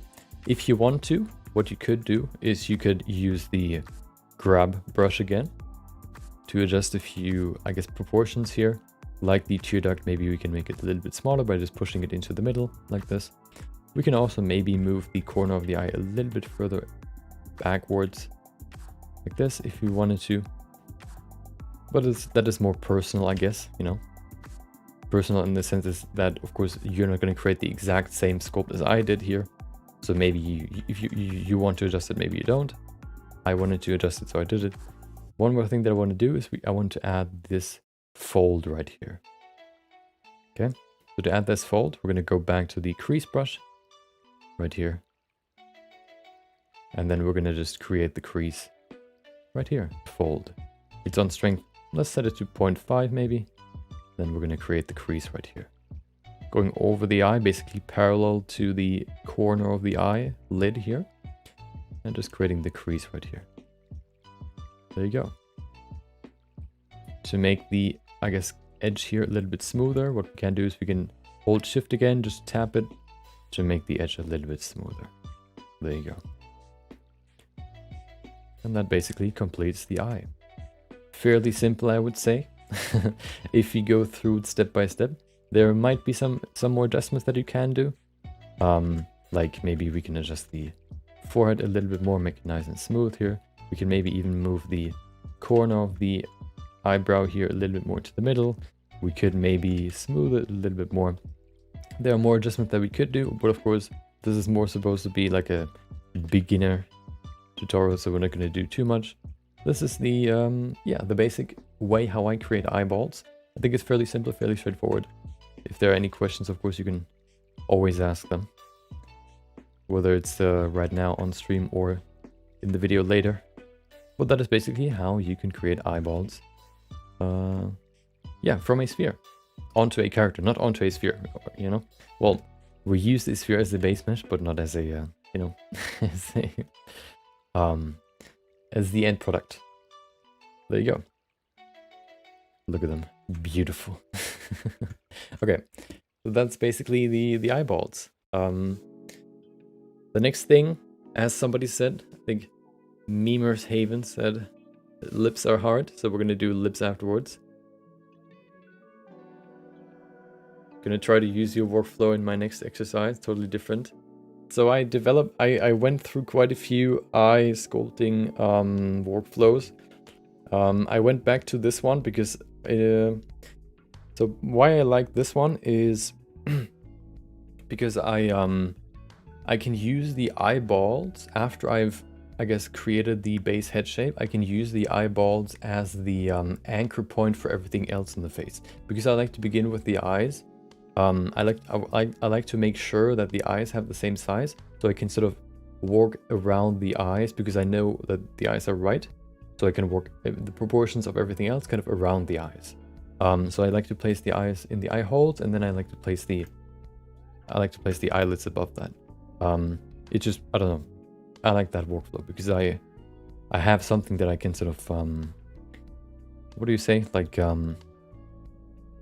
rely on, basically. What was it? Eyes and lips are hard. So time for lips, I would say. Lips are actually fairly simple. If you do it the way, if you know, I'm going to show you how I do it. Maybe it's, you know, maybe it's not that easy, but maybe this workflow will help you. Of course, we're not going to use this one again. We're going to create a new sphere. We're going to begin from scratch again, because, you know, these I'm going to upload these I guess follow step-by-step videos or workflows individually. So I don't want to begin with this and then say, hey, you know, you need to watch another video first. So we're going to create a new one. I'm just going to make a new file. Save. Do I need to save this? I guess. Okay. So I'm going to remove this sphere because I need to make a new one. There you go. Getting the right, the correct volume. You mean for the eyes or for the lips? I guess you mean lips. Yeah. Yeah, we're gonna look at it. Okay. Yeah, lips, okay. Good thing is, for the lips we don't need any eyeballs, so that's good. It may be a little bit weird for me to sculpt without having eyes first, but I think we can still do it. We're also gonna sculpt a nose partially, but we're not gonna focus on it. Let me just quickly push, you know, bring down my desk again, and then we can begin.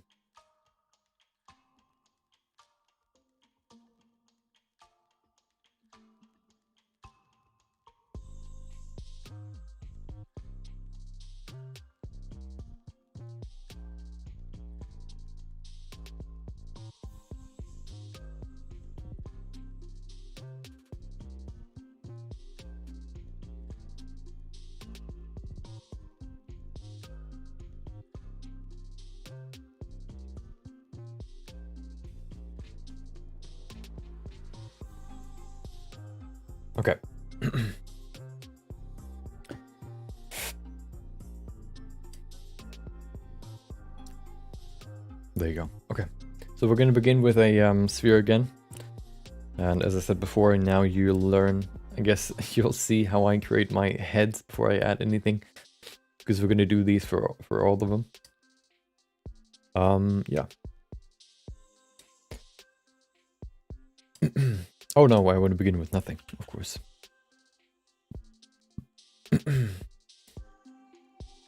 Okay, let's begin. So, welcome to another follow along sculpting session. Today, we're not going to sculpt eyes, what we've done last time. We're going to sculpt lips today. Just as I said last time too. What I like to do begin with are, well, first of all, of course, you can sculpt it with a pen or with a tablet, doesn't really matter. You can use both. I like to use a pen or a mouse, that's what I wanted to say. You can use either, doesn't really matter too much. All you have as a benefit with a pen is basically the pen pressure, but that doesn't really matter too much. So what we're going to sculpt today is we're going to sculpt lips. What I like to begin with is a sphere. I think spheres are sort of the best, I guess, basic shape that you can begin with. So we're going to press Shift A to add a sphere to the scene. We're not going to sculpt on the sphere itself. We're going to create a head first, or the head shape, and then we're going to add the lips afterwards. I think it's kind of weird to, for example, sculpt lips on a plane, because the plane is flat, which sort of automatically makes the lips flat if you sculpt them on there. But lips are round, basically, so we want to sculpt on a round surface, which we're going to create in the beginning. It's fairly simple, so it's, don't worry. We're going to make it as simple as possible. We just need a few steps to create a head. I'm going to show you how we're going to do it. So we're going to go to the Sculpting tab up here. After we've created the sphere and we've selected it, we're going to go to the Sculpting tab, and then we're going to make sure that we have a few settings here. First things first, we need to make this, we're going to press Ctrl R.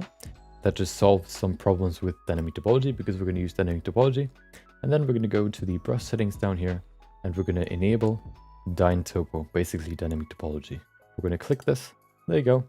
And we're going to set these settings here. We're going to use 20 resolution, refine method, subdivide collapse, and detailing constant detail. I use constant detail instead of relative detail because I like to determine what resolution I want to sculpt with.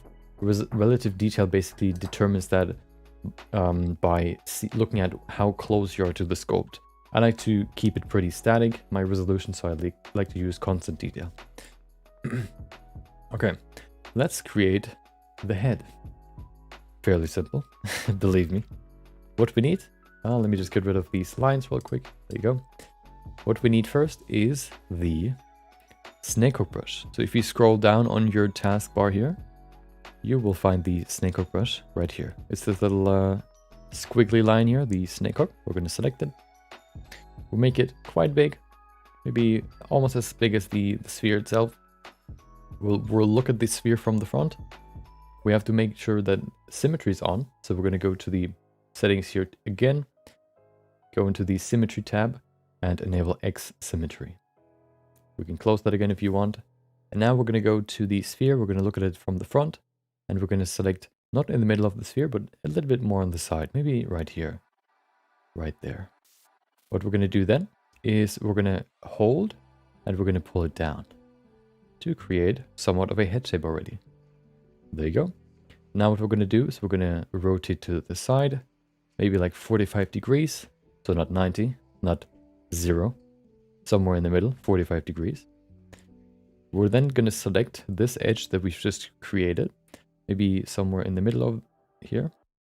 We're going to select it and we're going to pull it to the side. And we already created the chin, basically.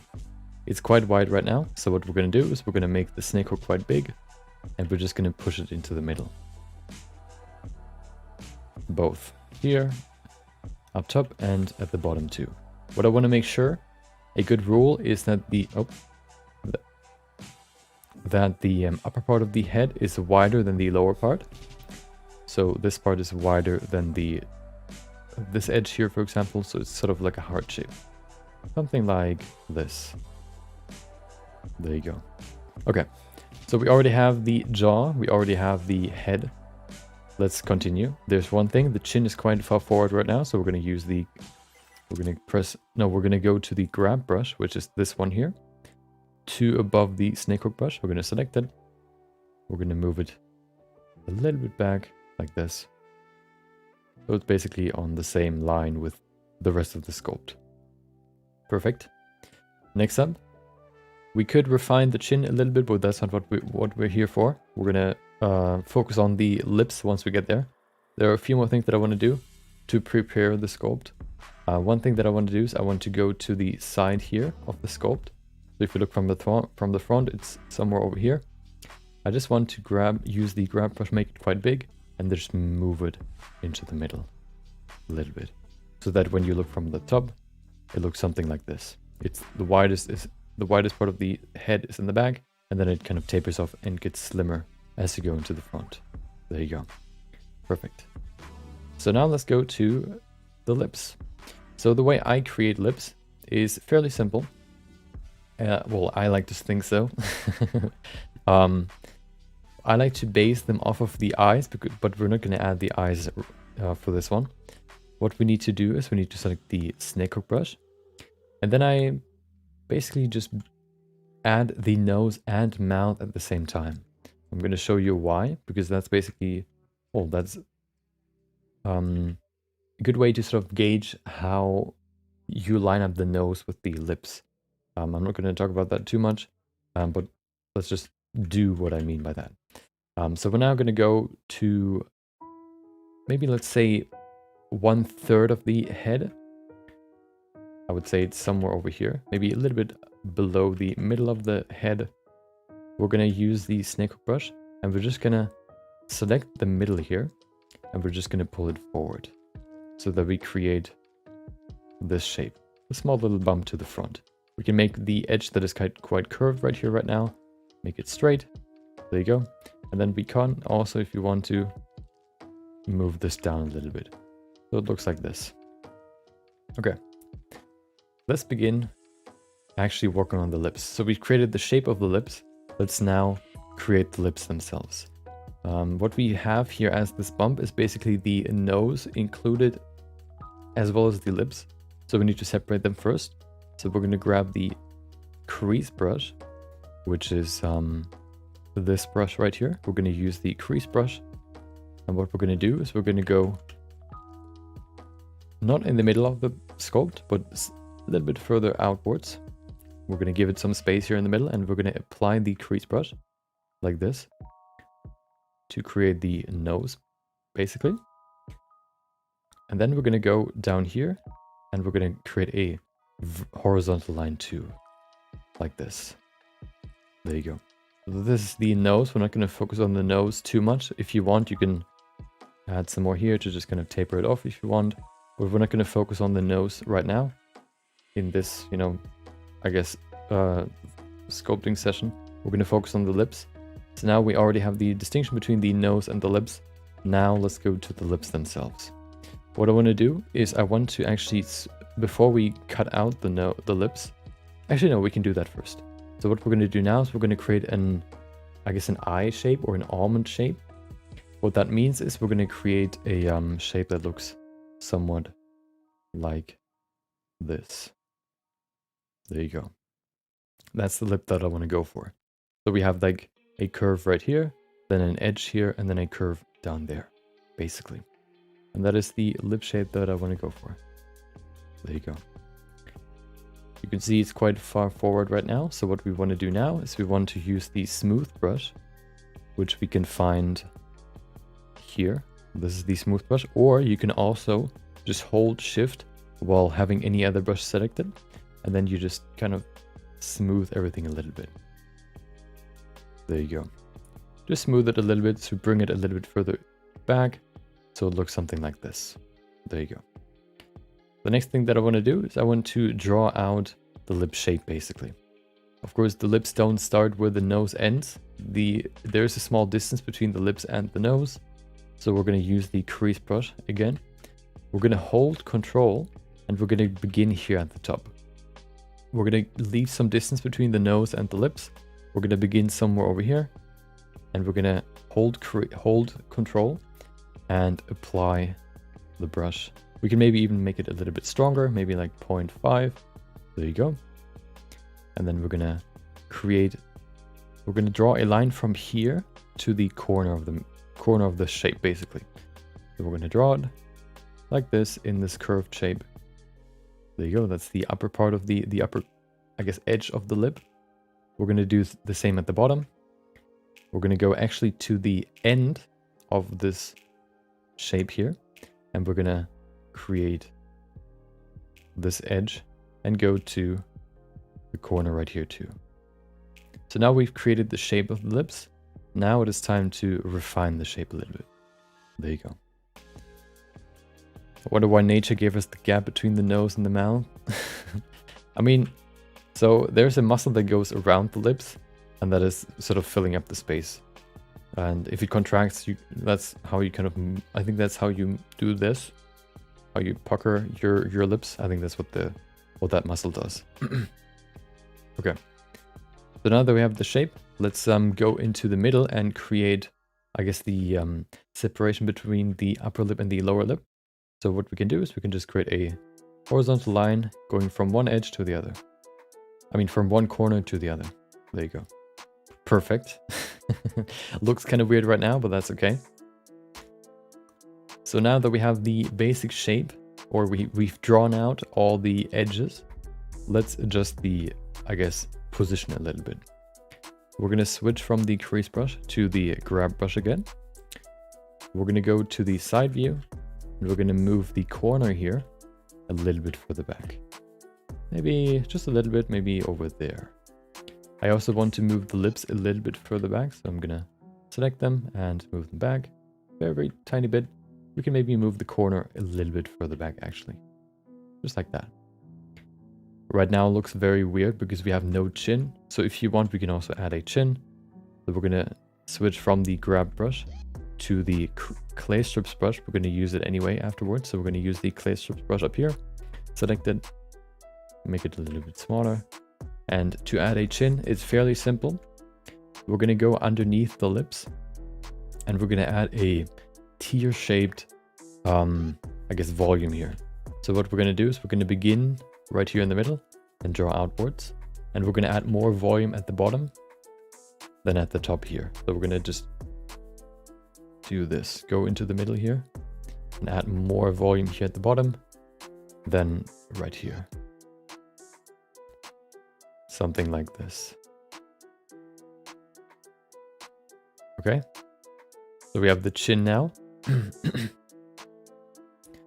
There you go. So it looks like this from the side, like this from the front.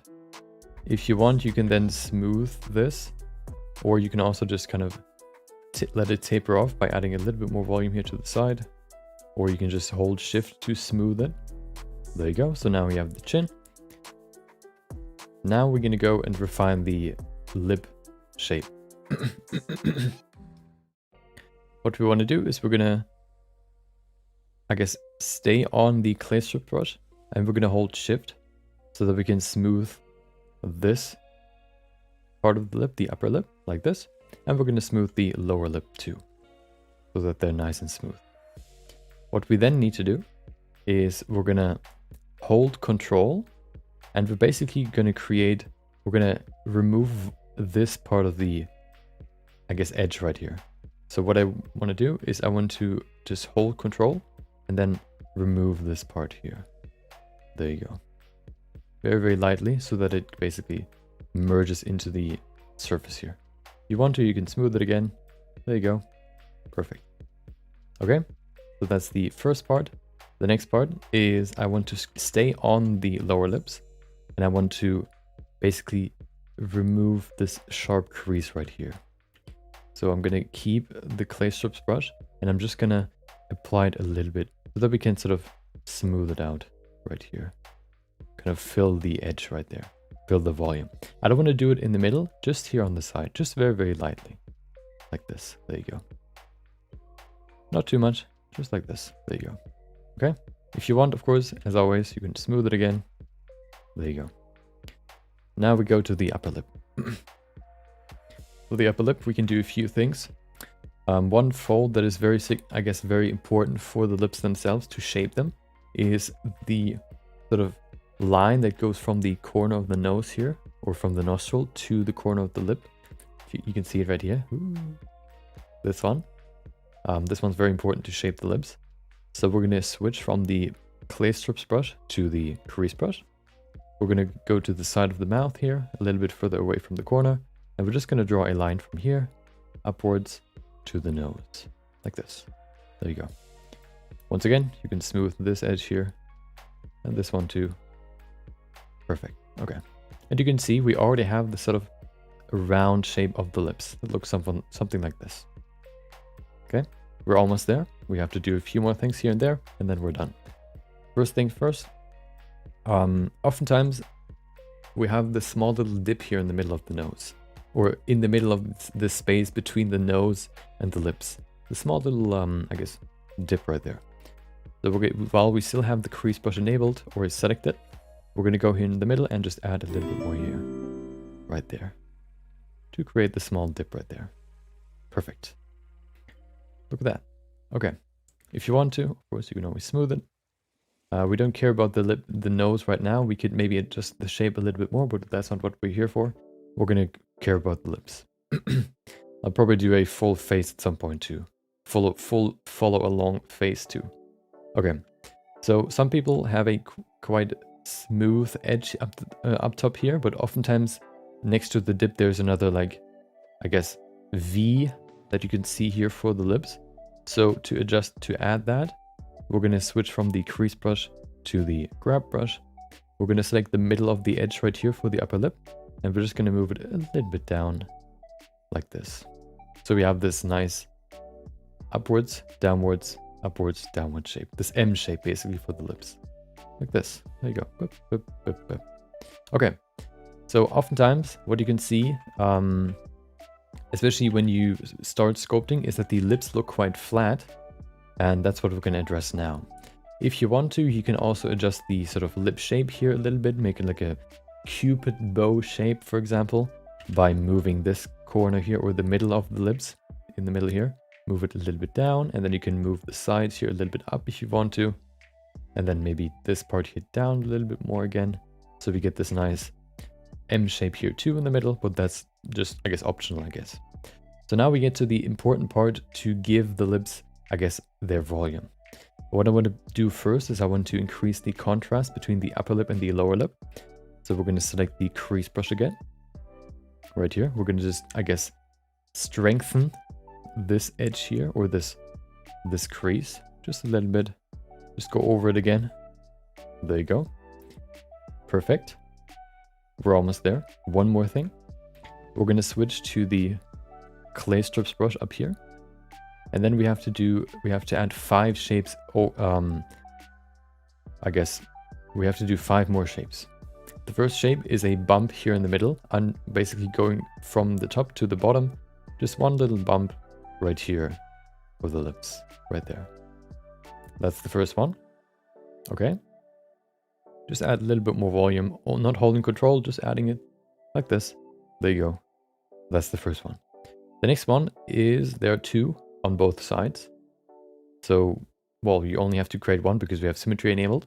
What we're going to do is we're going to do a sort of S motion until the corner, to the corner.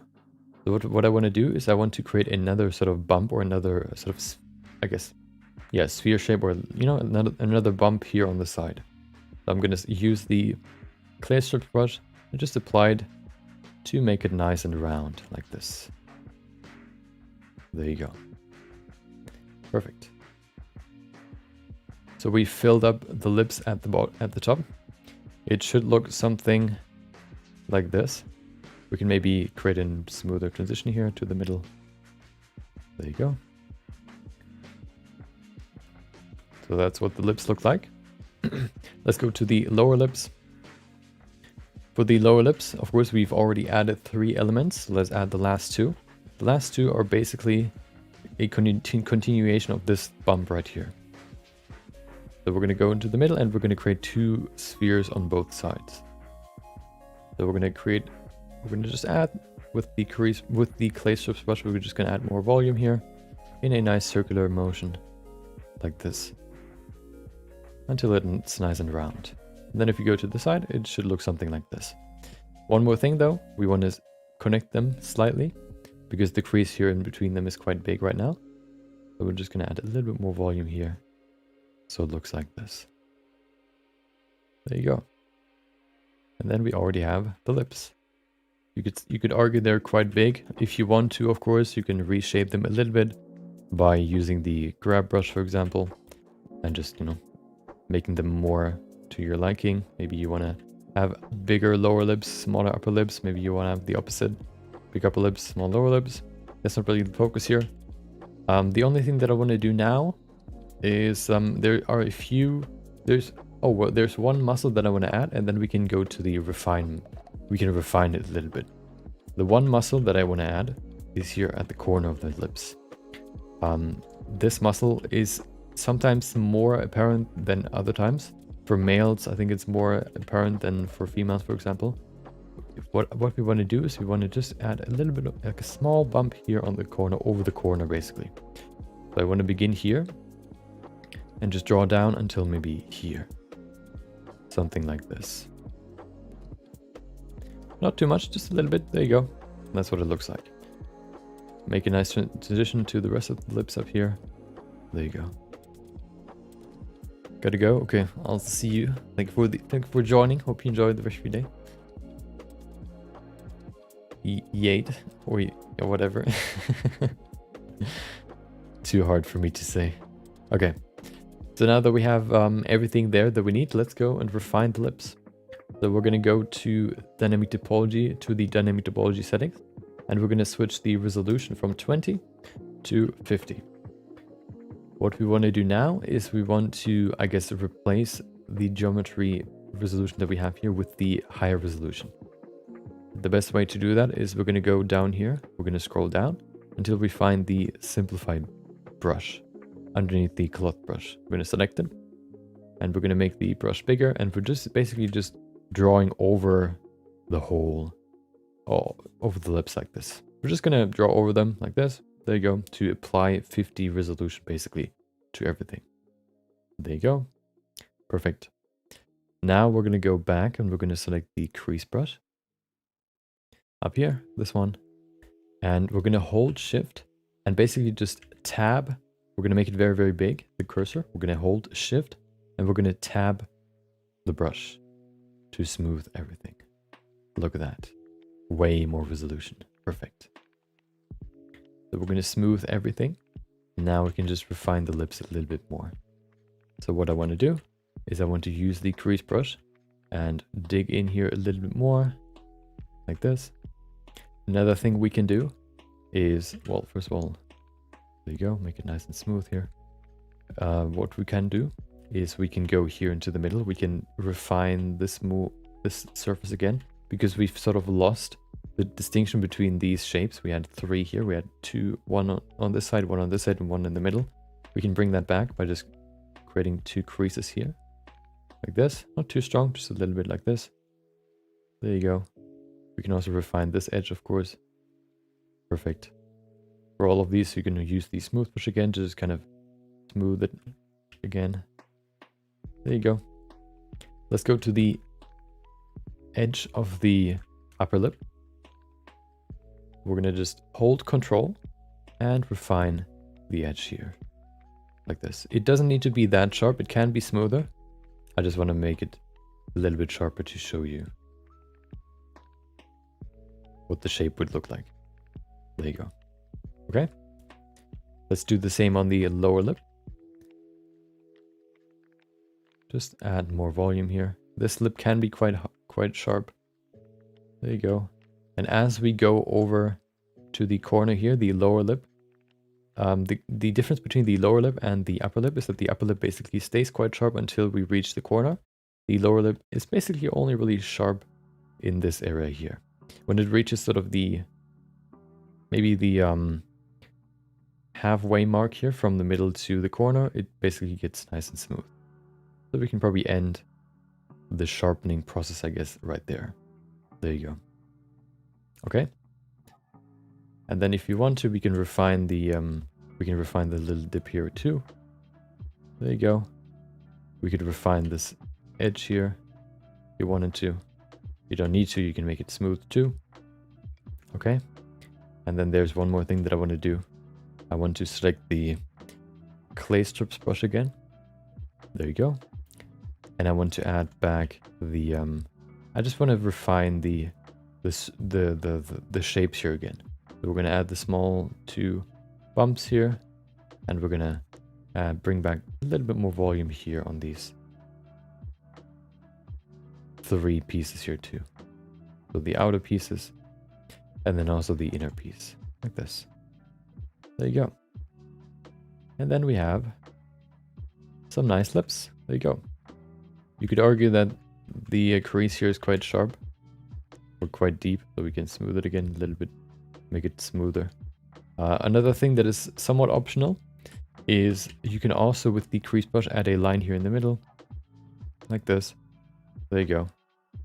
And there you go. You have your lips. I think if you go through this step by step, it's fairly simple.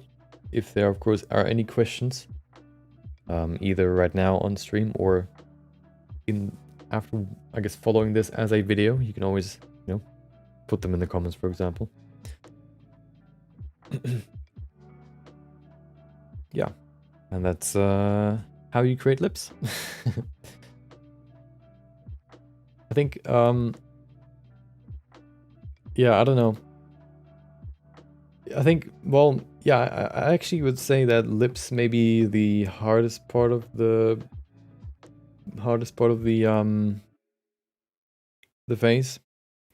They're not too hard, but once you have a good workflow, I think they're pretty manageable. Before that, it can be quite confusing, like, okay, well, how rounded do they need to be? How far back do they need to go? We talked about that, I think, in the Discord, sort of how far you should put the corner of the mouth back. If you have the nose and you have the eyes, there's a space between... Hold on, let me show you what I mean. Oh. There's a space between the eye. I mean, there's a space between the eye and the nostril. Face, profile. If you look at this. Wait, I can show it to you in the Discord. Hold on. Should be in the... on topic. There it is. Here it is. The corner of the mouth is somewhere in this area. So basically, here's the end of the nostril, and here's the beginning of the eye, or the end, whatever you want to say. And in that space is a good, I guess, range to place the corner of the mouth. It can be right on the nostril. It can be a little bit further back. So if we look at another one, for example, here, you can see for this one, it's also quite far forward. See, there are some exceptions. I've seen a few where they actually are further forward than the nostril, so they're outside of this area. But generally, like here, for example, a little bit further forward. But I think as a general rule, placing them in between the eyes and the nostril is a pretty good spot. There you go.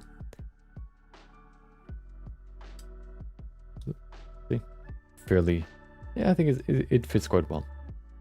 And then if you want to go, if you want to veer off a little bit, you can do that. It could be a little bit different for different ethnicities, but even for him, you can see it's basically there.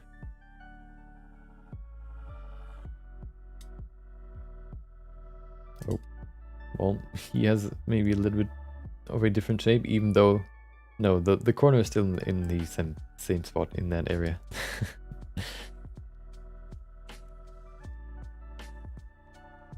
Yeah. So I think the next part would be the nose. I think I want to do the nose and then also the ears. I think those would be wait, is there anything else? I guess you could do one for eyebrows, but I kind of included that in the eye part. So I don't think we need to do eyebrows. So we have the nose, we have the lips, we have the eyes, we have the ears. Is there anything else? I guess the neck, but the neck is not really a it's not that interesting. It has some quirks to it that are sort of hard to see in the beginning. But I don't know. Hair, well, if I want to do hair, I would probably include that in like a full character. I don't want to do that for like just a you know, I don't want to do like explaining a nation for just hair. So we're probably going to do these for full characters too. Of course, right now I'm explaining everything step by step by step. I think what I want to do for full characters, for example, because you know, if I would do that just as I do these right now, it would take ages. I think if I want to do the other ones, like full characters, for example, I'm going to still, of course, sort of narrate what I do, but I'm not going to go through every single brush that I use, basically. Well, I'm going to say what I use, but I'm not going to say, oh, the brush is right here, and then I'm going to switch to this one, and then, you know, I'm just going to... I also had the idea to actually just include like a download link where you can grab my blend file, so you have all the presets that I have too. I think that'll be more useful when we get to full characters. Okay. Oh. Complete human, yeah, with lungs and the skeleton and all that. Okay, yeah. So those are lips. I think yeah, let's go to the nose now. The nose can be pretty fun too. Fairly simple. Okay, fairly simple. So let's make a new one. Wait, I've never saved this. Lips. Okay, let's make a new file. There you go.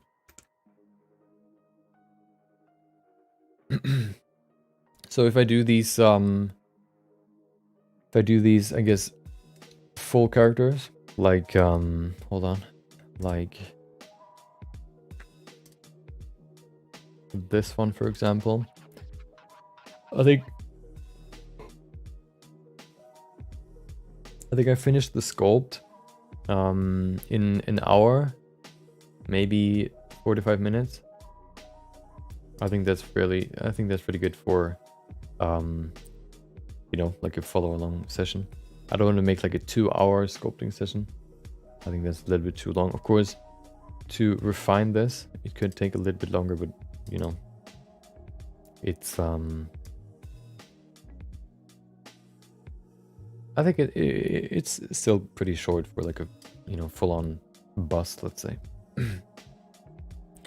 I think on this one I spent a little bit more time, just because it you know, it was a little bit more complicated with all the folds here, for example, and I just kind of wanted to spend some more time on this. So this one's a little bit more, I guess, elaborate, but still, all the characters sort of range from what is it, from well, in 30 minutes we can finish the rough head shape, or the rough head. And then afterwards, the only thing that really takes time is refining everything.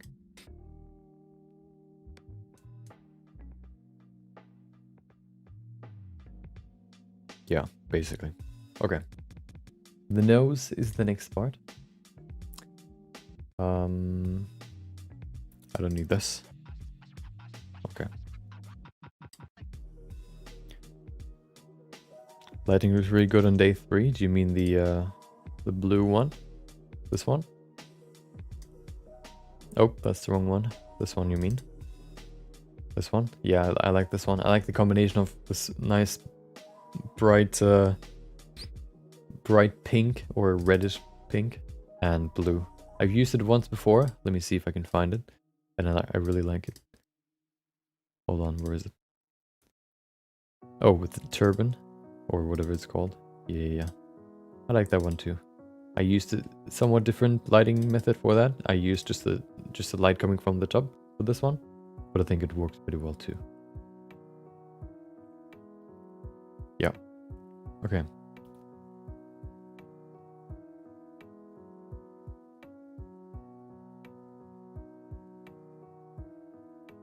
I don't know why, but for some reason, I actually made like a full schedule for myself for not only weekdays but also weekends, and looks like the holy god is there. And now I basically wake up at 7:30 every day, even weekends. I don't know, just I think if you have like if you wake up at the same time every day, I think that's good for you. And I also slept at least 7.5 hours every day now for the last 2 or 3 days. I'm still sleepy today. I don't know why. I was sort of weirdly tired at work too. Yeah, I don't know why, but maybe my system is adjusting to whatever. Or maybe I have dreams that, I don't know, keep me from getting rest. I don't know. Okay, let's not ramble anymore. Let's create this nose, okay? It's very important.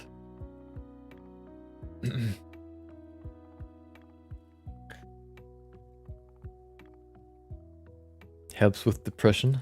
Oh, well, I wouldn't say I have depression, but it's I agree. I heard that too. Yeah, sleeping, you know, at least like 7 to 8 hours, and then you know, sleeping at the same time.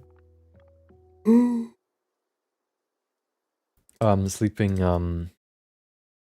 around the same time every day is supposed to be good. There was another one. Oh, which is 2 hours before going to sleep, not using any screen, for example.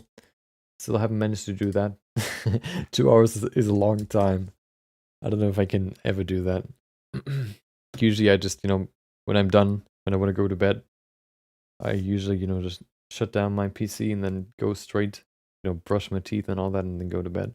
So it's like 30 minutes maybe, 15 to 30 minutes before I go to bed. Or like 2 hours. I heard that you can do, like, if you want to do that, what you could do is like do chores in that time.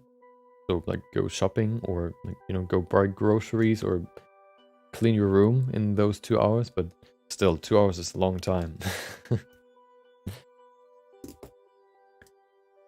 Okay.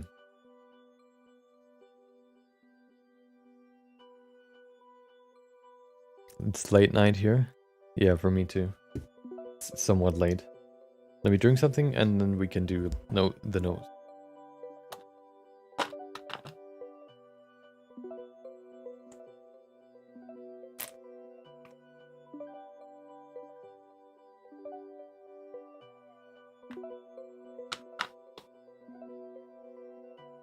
It's 10:15 p.m. or 22:16 in military time. I don't even know how you say military time. Yeah, the military time. Like 11 p.m. is you know, is what you usually hear. You know, military time is like 22, you know? It sounds kind of weird. 22 o'clock, I guess. Well, that still sounds weird, you know, rather than saying 11 o'clock. Okay. Let me actually deactivate. Oh no, hold on. Is it deactivated? Oh, I can't even see it. Well, okay.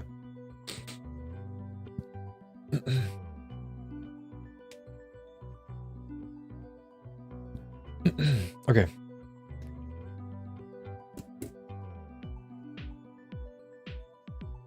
Why is my internet doesn't like me today, I guess? I wonder why.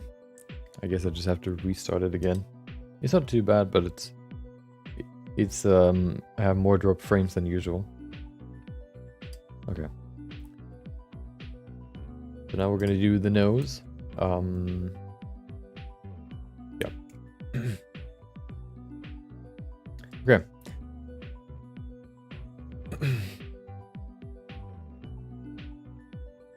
So here, no, hold on. Welcome to another follow along sculpting session. We've done two before, which we covered eyes and lips in. Now what we're going to do is we're going to cover the nose. As I said, in those two too. We're not going to go and add the nose to a cube, because that's kind of weird. I want to add it to a full-on head, let's say, because that's sort of how when you want to add a nose. So why don't we add it to an actual head? So we're going to model a head first. Doesn't take too long, just a few, I guess, brush moves, brush strokes, and then we have a head. And then we're going to add the nose to it. It's going to be fairly simple, and I'm going to do everything step by step so you can follow along, of course. That's why this is a follow along sculpting session. Let's begin. Of course, you can use a pen, you can use a mouse, whatever you want. I'm going to use a pen because that's what I like to use, but you can also use a mouse. It doesn't really matter too much. What I like to do to begin with my sculpt is I like to begin with a sphere. So we're going to press Shift A, and we're going to use a UV sphere. We're going to add that to the scene, and that's all we need. And which means we can go to sculpt mode. So we're going to go up here to the sculpt mode, select it, and then we don't need this. We can go here to the side, and we can first of all enable symmetry. So we're going to go down here and enable symmetry. There you go. Now what we need to do is we need to remesh this. So what we're going to do is we're going to press Ctrl R like this, so that we have a remeshed sphere. Why is that important? Because we're going to use dynamic topology, or also called dyne topo. And if you don't remesh the sphere, you can have some weird warning errors that always pop up if you re-enable dynamic topology. So we're going to enable dynamic topology now. There you go. And the settings that we're going to use is we're going to use 20 resolution. We're going to use the refine method subdivide collapse, and we're going to use the detailing method constant detail, or the detailing constant detail. I like constant detail more than relative detail, because with constant detail you can basically define a constant resolution, which I think is more intuitive to work with. Well, for me it's more intuitive. It might be more intuitive for you, for example, to use relative detail, where the I guess resolution is defined by how close you are to the scope. So if you're closer, you will have more resolution. If you're further away, you have less. But for me, I like to use 20 resolution. Okay, let's create the head shape. Fairly simple. What we need to use is we need to use the snakehook brush. The snakehook brush is down here, this one with this little squiggly tail right there, the snakehook. We're going to select it, and we're going to make the brush basically as big as the sphere. We're going to look at it from the front. We're going to look at the sphere from the front. There you go. We're not going to go with the cursor right into the middle of the sculpt, or the sphere. We're going to go a little bit further outwards, like this. We're going to select the middle of the sphere, and we're going to drag it down, just straight down, like this, to create the chin basically for the head. Like this. There you go. So we have the beginning. Let's now rotate the sculpt to the side to 45 degrees. Like this. Doesn't have to be exactly 45 degrees, just somewhere in between, I guess, 90 and 0. There you go. And then we're going to, I guess, latch or select this edge that we've just created again, right here on the side. And we're going to select it, and we're going to move it. We're going to drag it back to somewhat over here. Right there. Perfect. So now we can see we already have the jaw right here. It looks kind of funky right now. It's quite wide. So what we want to do is we're going to make the snakehook brush even bigger. And we're just going to move everything a little bit further into the middle. We're going to make it thinner. There you go. What we want to make sure is that the upper part of the head, so the round part up here, is wider than the jaw right here. So we're just going to push the jaw a little bit more into the middle. That looks pretty good. Maybe a little bit more. That is pretty good. There you go. There's one more thing that I want to do, or that we want to do, to finish this head shape. What we need is we need to use the grab brush. So we're going to switch from the snakehook brush to the grab brush. We're going to go to the temple, you could say, to the side of the head, which is somewhat over here. We're going to make the grab brush a little bit smaller, maybe like this. And then, or maybe, something like this. And then we're going to go here to the side and we're going to push it into the middle just a little bit. Not too much, just a little bit, so that the side of the head, if you look at it from the top, you can see that it somewhat looks like a trapezius, where the widest part of the head is here in the back and it gets thinner as it goes forward, like this. There you go. And then we have the head shape. There's one more thing that I want to do. The chin right here is quite far forward right now. I want to pull it back just a little bit so that it's somewhat in line with the rest of the head right now. Perfect. So now we have the beginning of the head. Let's continue. There's one thing, if you want to do that, to refine the head shape a little bit more, you can push right here, go to the side here, push it a little bit more into the middle if you want to. It's not too necessary, but it can be somewhat helpful. There you go. And then we already have the head shape for the character, or for the nose that we're going to add now. So how do we add the nose? Fairly simple. Okay. We're going to switch from the grab brush again to the snake hook brush. There you go. And then we're going to go to the side. And we're going to go to roughly 1/3, maybe a little bit higher than that, of the entire head. So I'm going to go to over here. There you go. Go to over there. Make the cursor somewhat like this big. I'm going to go here in the middle of the sculpt. And I'm just going to pull it forward. Like this. Not too much, just like that maybe. There you go. What I want to do now is I want to, I guess, remove this curve. I want to make this straight from here to here. I'm going to make a straight line, so I'm going to pull this forward too, so we can create the straight line. Perfect. So we can see what we've done now is basically we've added the nose as well as the mouth. But of course we don't want to focus on the mouth. We just want to, you know, we wanted to create this like this. So we have like the overall shape of the nose included, which means that in the overall shape of the sort of front of the face, basically the mouth and nose are sort of included in the same shape. So that's what we've added here. Welcome, Hustler. Hope you enjoyed your Monday. Hope you enjoyed your, I don't know. Why do I always allude back to the weekend? Hope you had a great last 3 days. Or, yeah. So now that we have the shape right here, what we want to do is we want to switch to the crease brush, this one right there. And we want to sort of create 2 lines. The 2 lines we want to create is a vertical line. Not in the middle here, but somewhat on the side here. So we want to leave some room here in the middle. We're just going to create some lines that go from up top here, down like this, make them quite deep, like this. Okay, there you go. And then we want to add one more horizontal line, which is down here. We're just going to create it like this. So we have this block shape like this. Chat not showing. Oh. Wait, I actually kept it off. Well, I deactivated it when I wanted to show a modifier. Apparently, I kept it off. Well, I'm gonna keep it off so it's not confusing, but I don't mind having it on recordings. Okay. So now that we have the sort of shape right here, there's one thing that we need to add, or we need to remove, which is the side part here. So to remove this side part, we have some more volume that we want to remove here. We're just going to apply the crease brush again, like this. To just kind of smooth it out like this. There you go. Okay.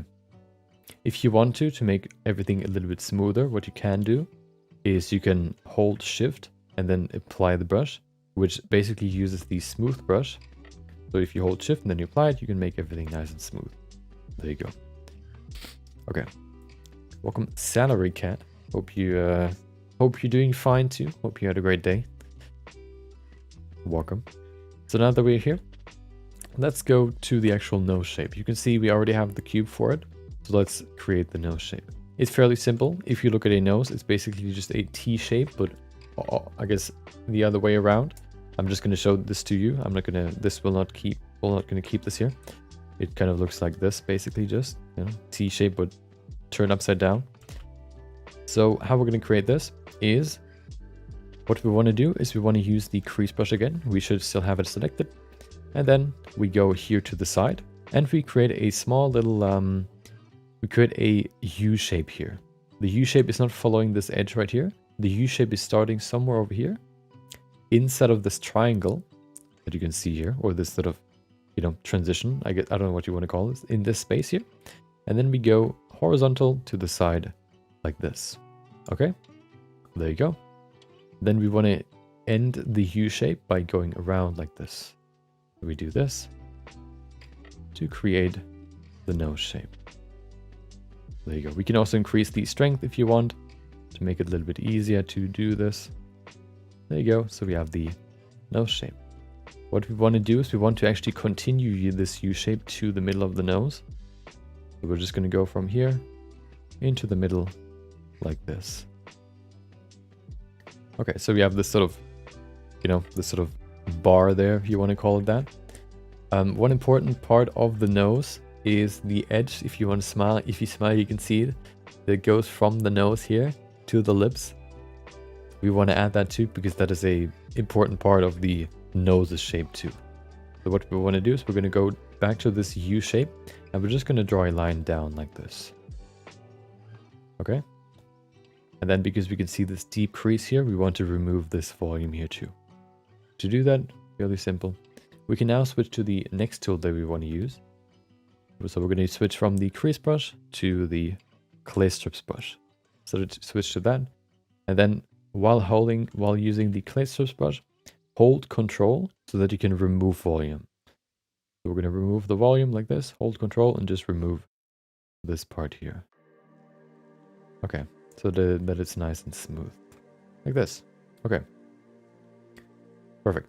Let's go to the top part of the nose first. What we want to do now is we want to basically follow this crease here and remove some volume here too.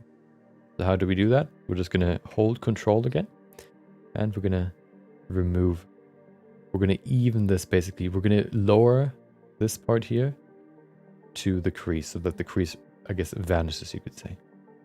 Something like this. There you go. Okay. If you want to, you can smooth this again. Just hold Shift and then tap it, for example. You can very simply apply the smooth brush like this. There you go. Already looks somewhat like a nose, so let's continue. I just watched your eye video. Oh, yeah. Last week was very useful. It very much helped me a lot when it comes to sculpting eyes. Okay. So now we have a pretty good, I guess, beginning for the nose. Let's finish it. What I want to do is I want to sort of just get rid of some of this volume. So I'm just going to use the clay strips brush again, holding Control. Just kind of get rid of this. There you go. Maybe even smooth it if you want. Okay. Let's go to the lower part of the nose. The lower part of the nose is basically like a heart shape. The nostrils being the, or the nose holds being the sort of, I guess, around parts of the nose. So, I mean, of the heart. So like this, you know. I'm going to show you what I mean. We're going to use the crease brush again, which is this one here. And then we're just going to create two holes. The two nose holes are basically they're basically diagonal ovals. I'm going to show you how they look like. We're going to create them right here. We're just going to create two holes into the shape that look somewhat like this. There you go. And we have already created the nose holes. There you go. That's what they look like. Okay.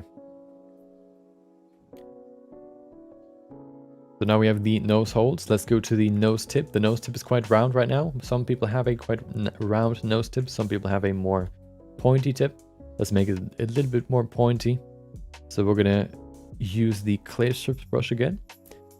And what we want to do is we want to create a volume that goes from here, from the, I guess, from the bottom of the nose tip right here, and diagonal over to this part here.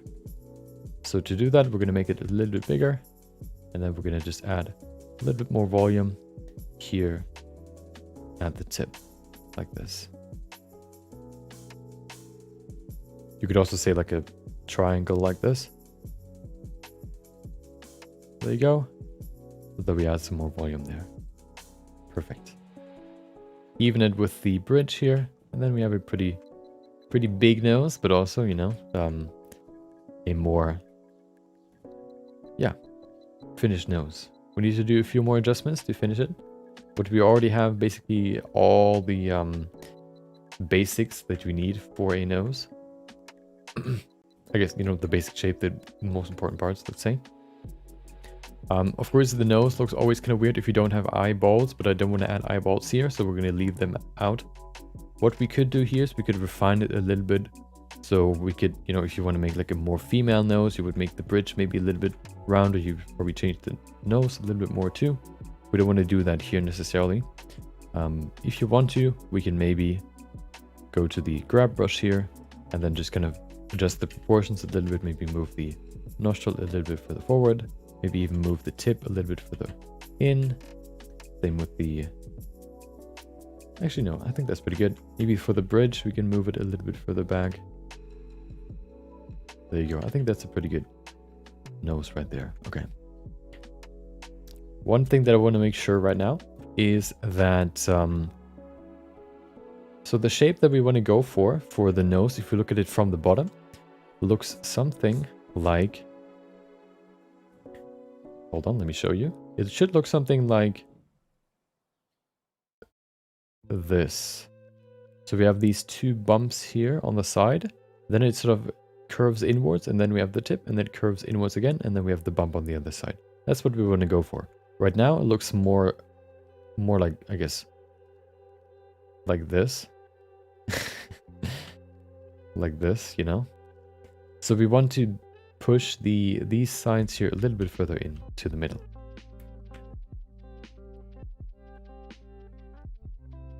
So we're going to go here to the grab brush again and push this part a little bit more into the middle. Like this. There you go. And that's basically it. You can see the nose is destroyed because I used the I used the pen. If we enable dynamic topology again, it should fix it. There you go. Okay, that's the nose. We can do some more refinement. We can refine it a little bit more. What I want to do here, for example, for the bottom of the nose, I want to switch back to the crease brush, and I want to just add a horizontal line going back like this.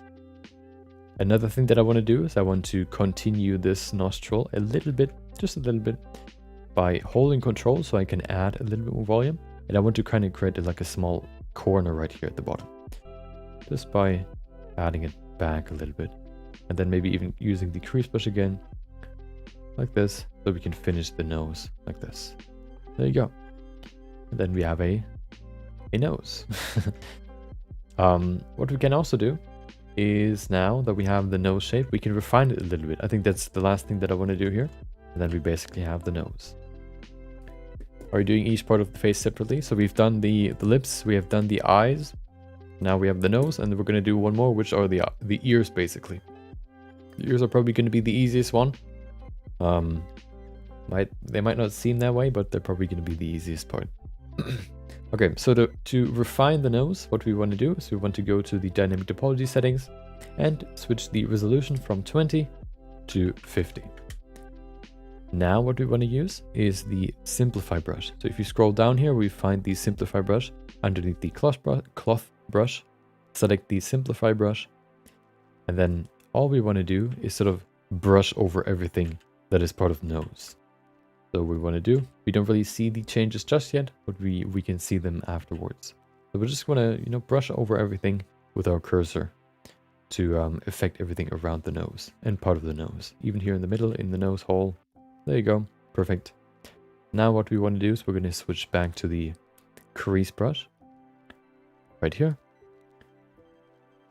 And then we're going to make the cursor bite quite big. And all we want to do now is we want to hold shift and just tab the smooth brush. And as you can see, ooh, we get more resolution. There you go. So now that we have more resolution, we can, you know, use the smooth brush a little bit more to refine the edges here, for example. And then we can use the crease brush to, yeah, I guess, sharpen everything a little bit. So the first thing that I want to do is I want to sharpen the nostril fold here. Fairly simple. We don't hold anything. We just apply the crease brush to create this nice crease right here. There you go. Okay, that's the first part. Let's go to down here. We're going to increase this again. Or 2. There you go. Smooth it. There you go. Perfect. We can do that for the tip too. One thing that you can do to refine the shape a little bit, there's oftentimes like a small triangle right here. You can get that triangle by just, you know, smoothing it a little bit like this. There you go. Oftentimes people have that sort of triangle right there. It's kind of hard to, it's fairly easy to see once you recognize it, but before that it's kind of hard to see it. We can also smooth the nose tip a little bit. There you go. Same with the side here. Okay. And then if you want to, you can also refine the nose bridge a little bit.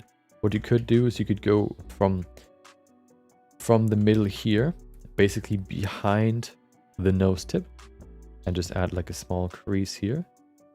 Make it fairly sharp, like this. And then you can smooth it again. You can then also use the crease brush while holding control to refine the nose bridge a little bit. Not make it not too strong, just a little bit like this. And then maybe even smooth it again, just to kind of add like a small bit more refinement, I guess. And then there's one more thing that I want to do. Oftentimes you can see like a somewhat clear line going from the nostril here up to the eyes. So we're going to draw we're going to draw a line from here to here, just upwards, and we're going to even all this here out. So I'm going to use the clay strips brush up here and just make this nice and even. And once everything is nice and even, we can use the smooth brush again to make everything nice and smooth. There you go. Perfect. Look at that.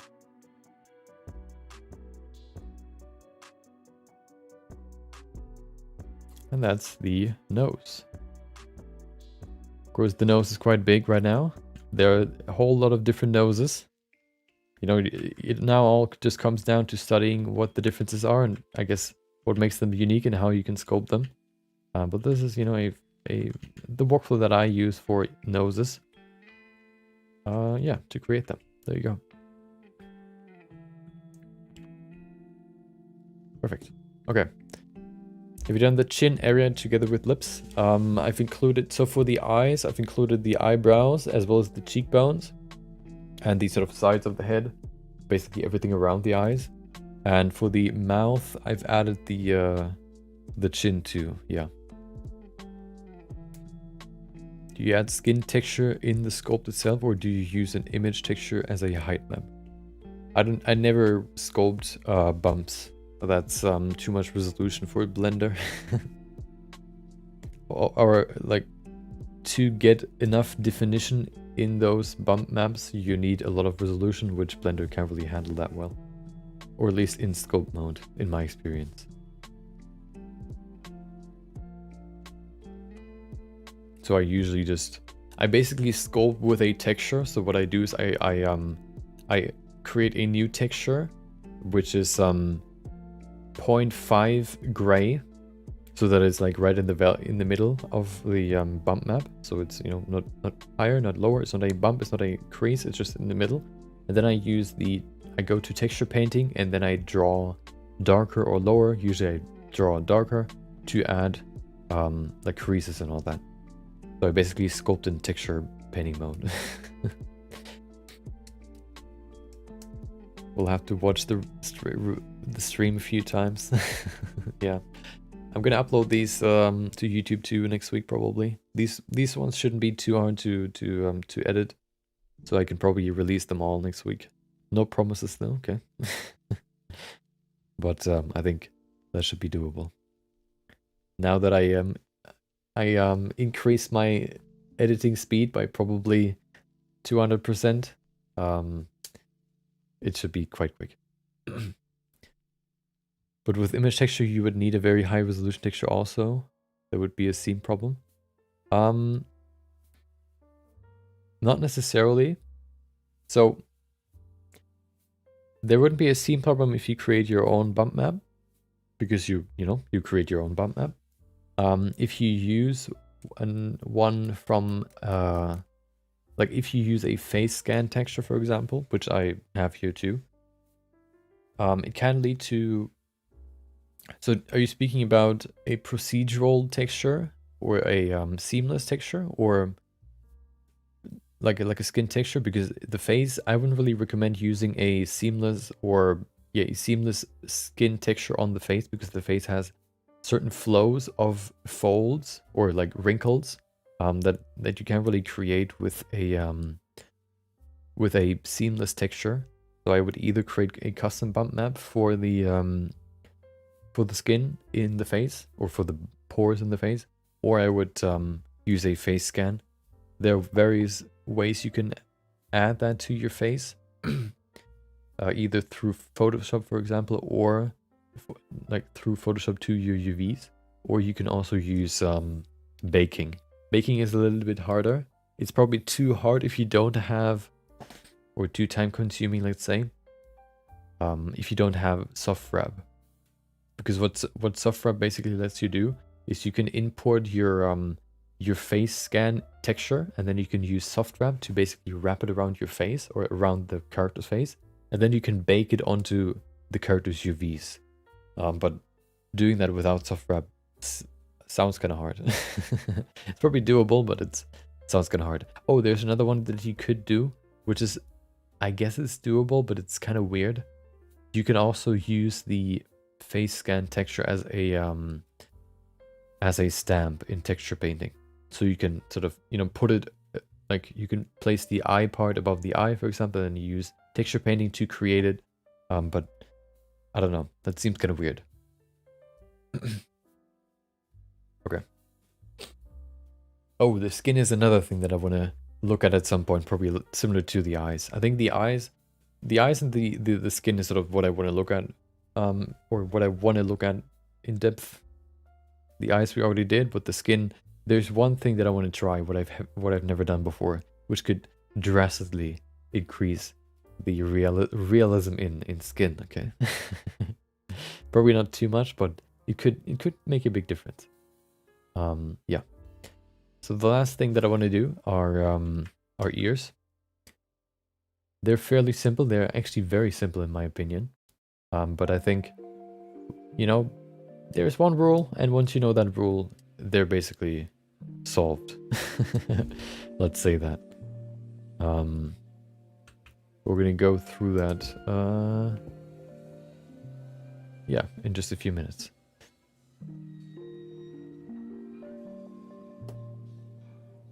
Procedural materials are good, but well, it depends on what you want to do, of course. If you would just want to create a character, like a stylized character, maybe you can get away with procedural skin textures. But then also the question is, why would you use like a bump map for like a a stylized character? Because usually their skins are quite smooth. But I would always either create my own custom bump map, which I've done maybe a few times, or I guess if it's not too close, you can get away with it. I can show you a few.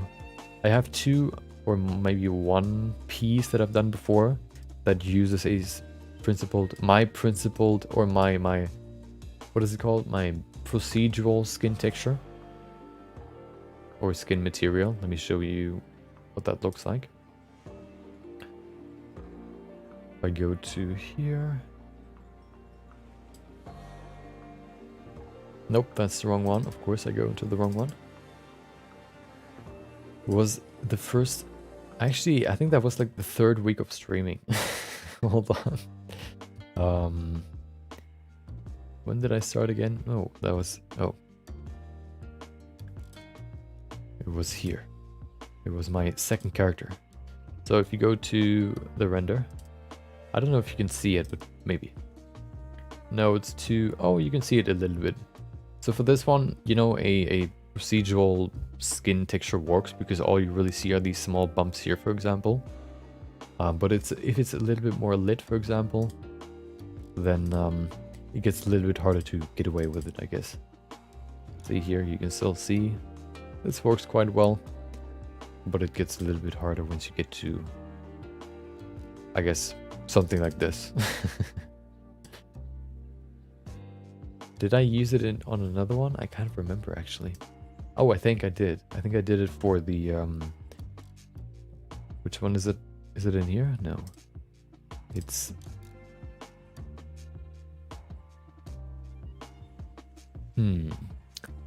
let's see. So what I've done at some point is there's an AI called AI Dungeon where you can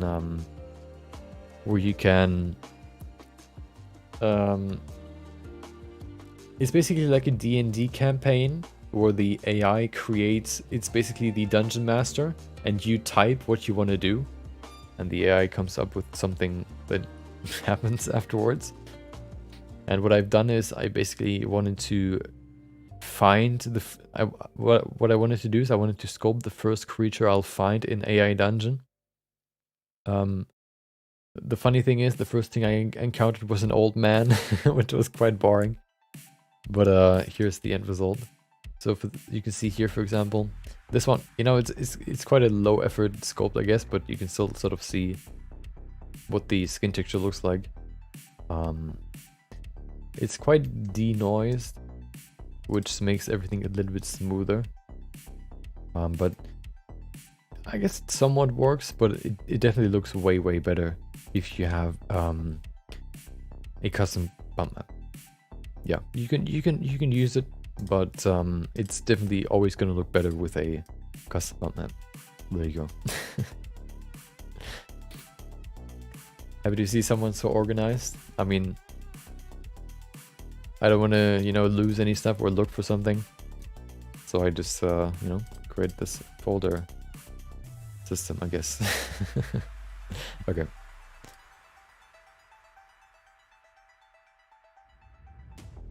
What is that? Oh. There you go. Okay. So now that we've basically covered the whole body, I probably want to do I think what I want to do is I want to do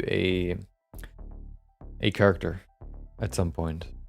I think tomorrow we're going to do something different, but I don't want to just do a basic head.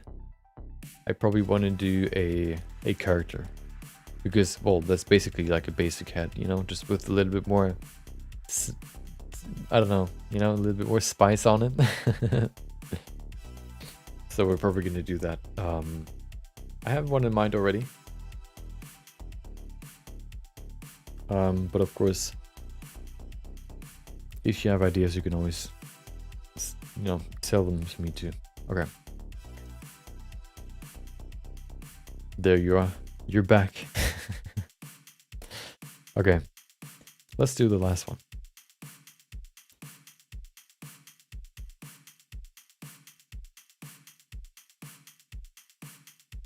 Nope, we don't need this. There you go. Okay. Perfect.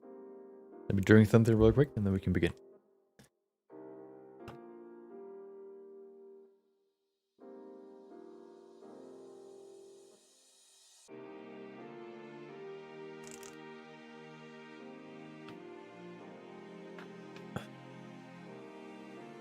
Okay.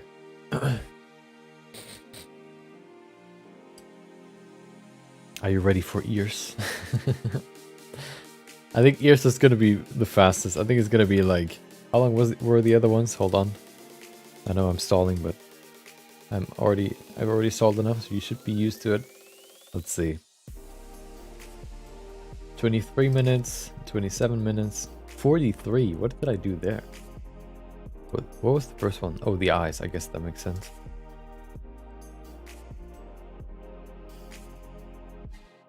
$23. Yeah. So this one will probably like 15 minutes. Fairly simple. Okay.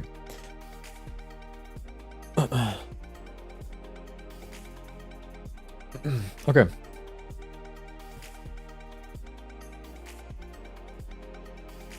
Okay. Welcome to another follow along sculpting session. We've done a few before, basically the rest of the face. So now let's finish let's finish the face by sculpting the ear. I don't want to sculpt the ear onto a cube. We're gonna actually create a head, and then we're gonna add the ears onto that head. I don't really like learning sculpting on like a cube, for example, like lips, for example, because the face is very, very round in all different areas, and starting with a cube somewhat kind of can teach you some wrong things about lips, for example. So I'd like to begin with a head, and then you can not only learn how to sculpt ears, you can also learn how to sculpt a head in 5 simple steps, I guess. Maybe it's a little bit more, but it's very, very simple. Trust me, okay? We're going to create, what we're going to use, of course, what you can do is you can use a pen or you can use a mouse. It doesn't really matter. It doesn't really make a big difference. The only benefit that you have with a pen, of course, is that you have pressure sensitivity. But everything else is, is not too important. Okay. So yeah. So the first thing that we need, of course, is an object that we can use to sculpt. So what we're going to use is a sphere. Which sphere? By pressing Shift A, we can add it. We're going to use a UV sphere. There you go. That's all that we need. So let's go to sculpting. We're going to go to the sculpting tab up here. And that's somewhat what your sculpt mode or your sculpt interface should look like. Of course, you're not going to have this chat here, but everything else should look somewhat the same. There are a few settings that we need to change first. But before we do that, let's actually press Ctrl R real quick so that we can remesh this sphere. There you go. Very important in just a minute. The first thing that I want to change is if we go here to in the right side in the brush settings. If you go to the symmetry settings, we're going to enable mirror X so that we can basically mirror what we do to the other side too. And then we want to do one more thing. We want to enable dynamic topology. If we enable this, dynamic topology basically changes, or it lets you sculpt with it lets you change the sphere into anything that you want without, I guess, stretching the faces too much. So now that we have dynamic topology enabled, these are the settings that we're going to use. We're going to use 20 resolution, the refine method subdivide collapse, and the detailing method or the detailing constant detail.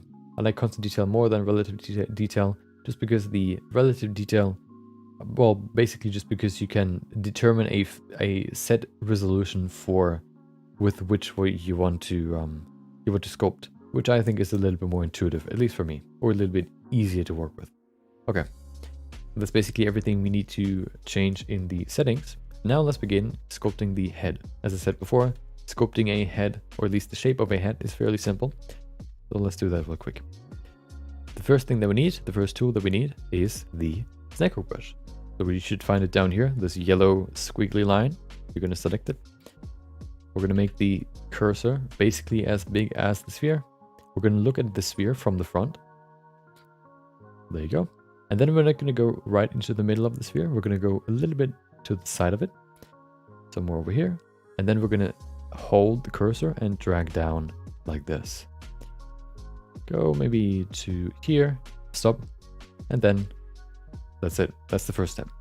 You've already created the sort of chin, I guess you could say. Now what we want to do is we want to rotate to somewhat like 45 degrees. So, not looking from the front, not from the side, somewhere in the middle there. There you go. We want to then select this edge right here, or this sort of geometry that we've created somewhere over here on this side. We're going to select it and we're going to move it to the back like this. We're just going to swipe to the right basically. There you go. And we have already created the chin. You can see it's quite wide. Let's adjust the head shape right now. So what we've basically created here is the jaw. Now we want to adjust it a little bit. What I want to do is I want to push it into the middle. So we can maybe make the cursor a little bit wider or bigger. We push it right further into the middle. To adjust only this edge, we can make the cursor a little bit smaller. There you go. We want to push everything, just kind of more into the middle. The goal will be for this edge right here, or this corner, to be thinner than the round part up here. So it should look something like this. That looks pretty good. Okay. There you go. So we already have the head shape. There's one more thing that I want to do to adjust the head shape. we're going to switch from the snakehook brush to the grab brush. And then we're going to go to the side here of the head. So not here in the front, but a little bit more to the side, right here. We're going to look at it from the front though. So we're going to go close to the edge right here from the silhouette, I guess you could say. And then we're going to just push this into the middle, just a little bit, not too much, just a little bit like this. And then it's supposed to look somewhat like this if you look from the top, so that the back is the widest part, and then as you go to the front, it gets thinner. There you go. Let's go to the ears. So anatomy of the ears, they basically are sitting right behind the jaw, and the jaw ends in the middle of the head. So what we can do is we can maybe draw in a jaw real quick. To draw in a jaw, we're going to use the crease brush. So this is the crease brush. We're going to use this, and you can see this edge right here that we've created, or this corner. We want to just continue this corner upwards. So we're going to just use the crease brush right here and just draw upwards like this. My strength is currently at 2.25. We're just going to draw upwards so we can create this nice little edge right here for the jaw. And if you look at it, I think the jaw is a little bit further back than it needs to be. It's supposed to end at the middle of the head. I think it's a little bit further back than that. So we're just going to move it forward a little bit by selecting the grab brush right here now. We're going to make the brush pretty big, and then we're just going to push it a little bit forward. There you go. If you want to, you can also make this here a little bit more horizontal by pushing it forward. Females, I guess you could say, have more of a diagonal line. Males can have more like a vertical line, for example. There you go, and we already have the shape right here. What I want to do is I want to smooth this part a little bit because it's quite round right now. I just want to smooth it a little bit. So what I want to do is I want to hold shift, and then I'm going to apply the brush to smooth this area just a little bit. There you go. So if you now look from the front, it's quite flat now. That's what I want. Okay. So what I want to do now is I want to select a new brush, which you can find down here. It is called the mask brush, this black and white brush here with this brush, I guess, on the icon. We're going to select this one and we're going to make it smaller. What I want to do now is I want to draw a half heart shape, basically. If you look at a heart that looks like this, we're going to remove one part so it only looks like this, basically. That's what we want to, I guess, draw now.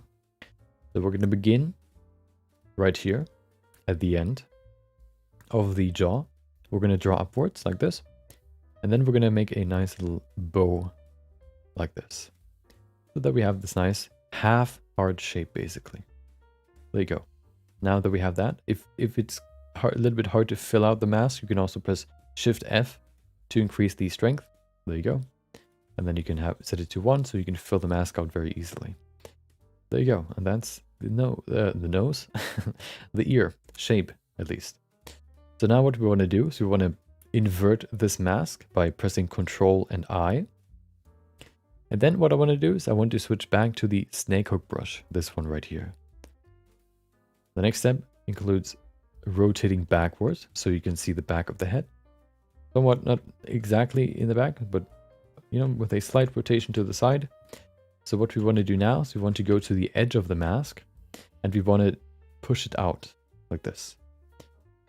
We want to do that for the side here. We want to rotate downwards a little bit, do the side here like this, and do the same at the top here. There you go. Not in the front, not right here, only in the back. So it looks something like this. Like a small ramp, I guess you could say. See? We can see we've pushed it a little bit further into the middle. So what I want to do is I want to just push it a little bit further outwards, like this. There you go. So now that we already have the ear shape, let's continue refining it. The only thing that I want to do basically here in this resolution, with 20 resolution, before we go into the next level of resolution, is I want to go to the back of the ear. So what we want to do now is we want to remove the mask by pressing Alt brush again. So we're going to scroll up, select the crease brush, and then we're going to remove some volume here. The first step that we're going to do is we're going to go here down to where the ear connects to the chin, and we're going to create a crease. If it's hard to use the crease brush, we can also press Shift F again to increase the strength, maybe to 0.7 or 0.75, and then you can make a nice deep crease here. And we want to just go parallel to the edge, to the outer edge. So we draw a nice little line right here, all the way to up here. There you go. Okay. And then we want to do the same on the other side too. So basically right here where we have this little bump right here, we want to do the same here. So we're just going to crease right here, all around, like this.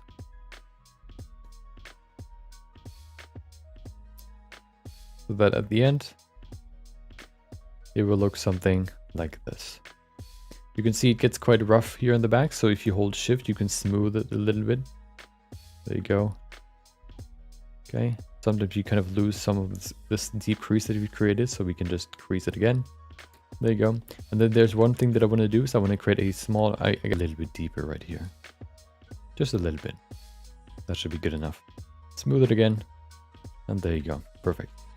Okay, so now that we have the outer ear shape, let's go to the inner part. Bitrate drop. Oh, maybe a little bit. Shouldn't affect the rent. I mean the what is it? The recording at least. It dropped a little bit, I think, and now it should be good again, or at least better. Yeah, the router is sort of weird today, but at least it didn't break. Okay. Good to go. Okay. Thank you for joining. Hope you enjoyed the rest of your day. Memers Haven. Or, yeah. Okay. So now that we have the outer shape of the ear, let's go to dynamic topology settings here. If you don't see it, you just need to scroll down on the brush settings, and we switch it from 20 resolution to 50. There you go. Okay. The next thing that we want to do is we want to use the crease brush still, and we want to focus on this area here. What we want to do here is we want to begin with a little hole down here. The hole looks like this. Just like a small C right here. Okay, that's what it looks like. Maybe you can add a little bit more up here, so it looks something like this. Okay. Now what we want to do is we want to extend this small hole with another C, or like a small hook up here too. So we're gonna draw this out, so it looks something like this. There you go. Perfect. We can also extend this a little bit more, so it looks something more like this. Perfect. Okay. Now there's a big line that we're going to draw. If you look at the ear, basically the ear is basically made out of a C shape and a Y shape. I'm going to show you the C shape first, and then we're going to look at the Y shape afterwards. The C shape you can find basically right here. The C shape then ends in the middle, but if you only look at the C shape itself, it looks something like this. So let's draw the C shape first. We're going to begin at the bottom here. Very lightly, just draw the shape. If it's too strong, you can of course bring it back down. And then we're just going to draw this C shape on the edge until we reach the middle here. And then we're going to just turn in to the middle like this. So we have this nice little hook right here. Perfect. There you go. Now what we want to do is we want to refine this edge a little bit by not holding control while using the crease brush. Just kind of digging in a little bit to refine the edge right here. There you go. Perfect. Okay. What we can also do is we can smooth this part here a little bit more so that there's a nice transition into the sort of hole that we've created. Like this. There you go. Okay. We can also refine this part here a little bit more. You can see it's quite smooth here. So we can dig in here a little bit more like this too. Perfect. Okay. So we already have the C shape here, or this hook. Let's create the Y shape. The Y shape is maybe a little bit easier. The Y shape begins here. This is the bottom part of the Y before it splits into two pieces. We can use the crease brush again, hold Control, and just create like a nice, I guess, little bump right here. And then before we continue, we need to split the Y, of course. So we're going to create one arm that goes from here to the side here, connecting to the C. And then we go back to where we want to split it. And with this one, we go upwards, or we kind of follow the shape that we had before, like this. So that we have the Y starting from here and then splitting into this one and into this one. We want to refine these two arms by digging in here, by kind of removing some volume here. There you go, maybe like in this triangle shape. And then we want to remove a little bit more volume here. So we just kind of go around the Y and remove some of this volume here. There you go. Okay. Perfect. We can then use the smooth brush again to kind of smooth some areas like the endings of the Y here, for example. The Y is not necessarily connecting to the C, but it's more like a overhang of the C. So it looks something more like this, maybe. That's more accurate. There you go. But that's basically the two letters of the ear, basically. If you wanted to, you can make the the ear hole a little bit more, I guess, you can add that too by digging a little bit deeper here, for example. Just a little bit deeper, and then you kind of rotate inwards so we can look more to this into the side of the head, and then we can add the eye hole right here. So if you want to do that, you can do that there. Okay. Now we want to just refine the last part here, the earlobe, and also the small bump that we have here. We're going to switch from the crease brush to the clay strips brush. And then we can just kind of brush over this area here to make the bump a little bit, I guess, add some more volume to it. We can use the smooth brush again to smooth it just a little bit. There you go. And then we can go to the earlobe too and refine the edge by just kind of sculpting over it again. There you go, make it nice and smooth. We can maybe do the same here on this edge too, by just sculpting over it again, like this, following the whole edge into the middle. And then we use the smooth brush again, and we only tap it, holding shift, to smooth everything. Make everything nice and smooth.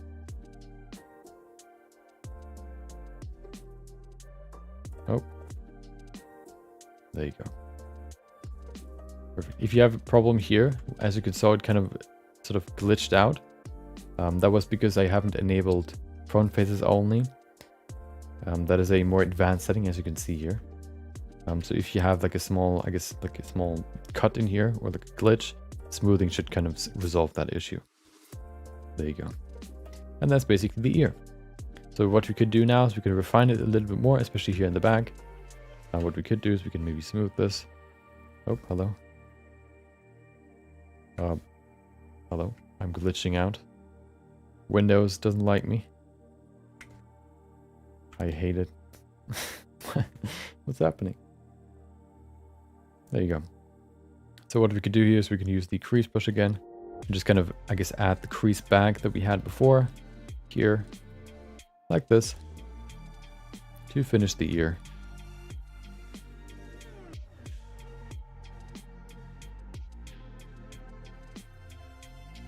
And then we can smooth it again.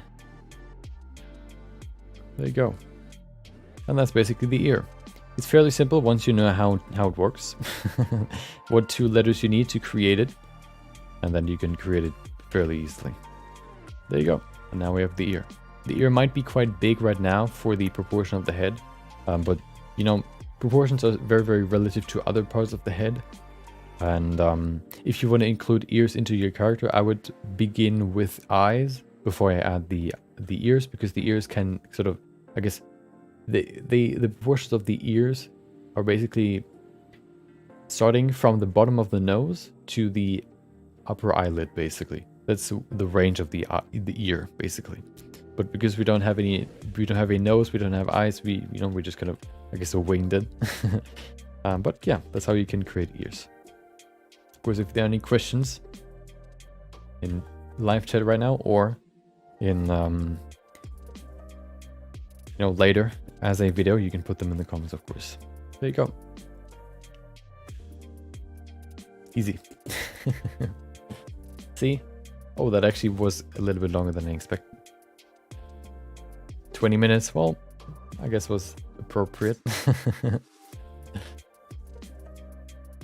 Let's save those two. Yeah, so I have a setting enabled that rather drops the bitrate rather than the frames.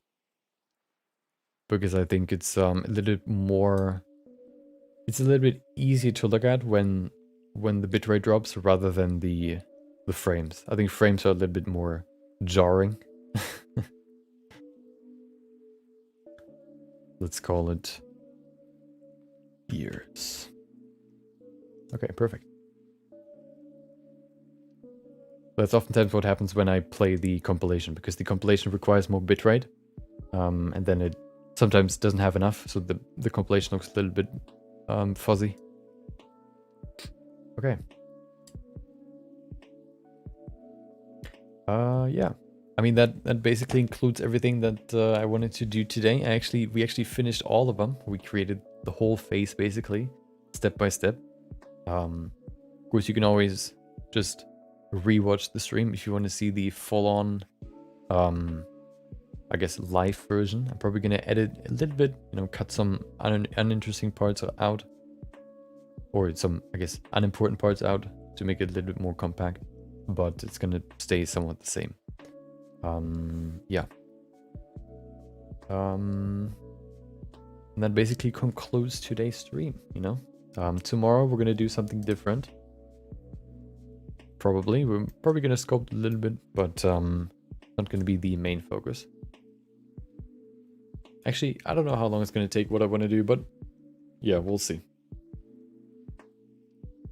Yeah, but hope you enjoyed today's stream. Thank you for joining. Maybe this was helpful to you, maybe it wasn't. But I hope it was.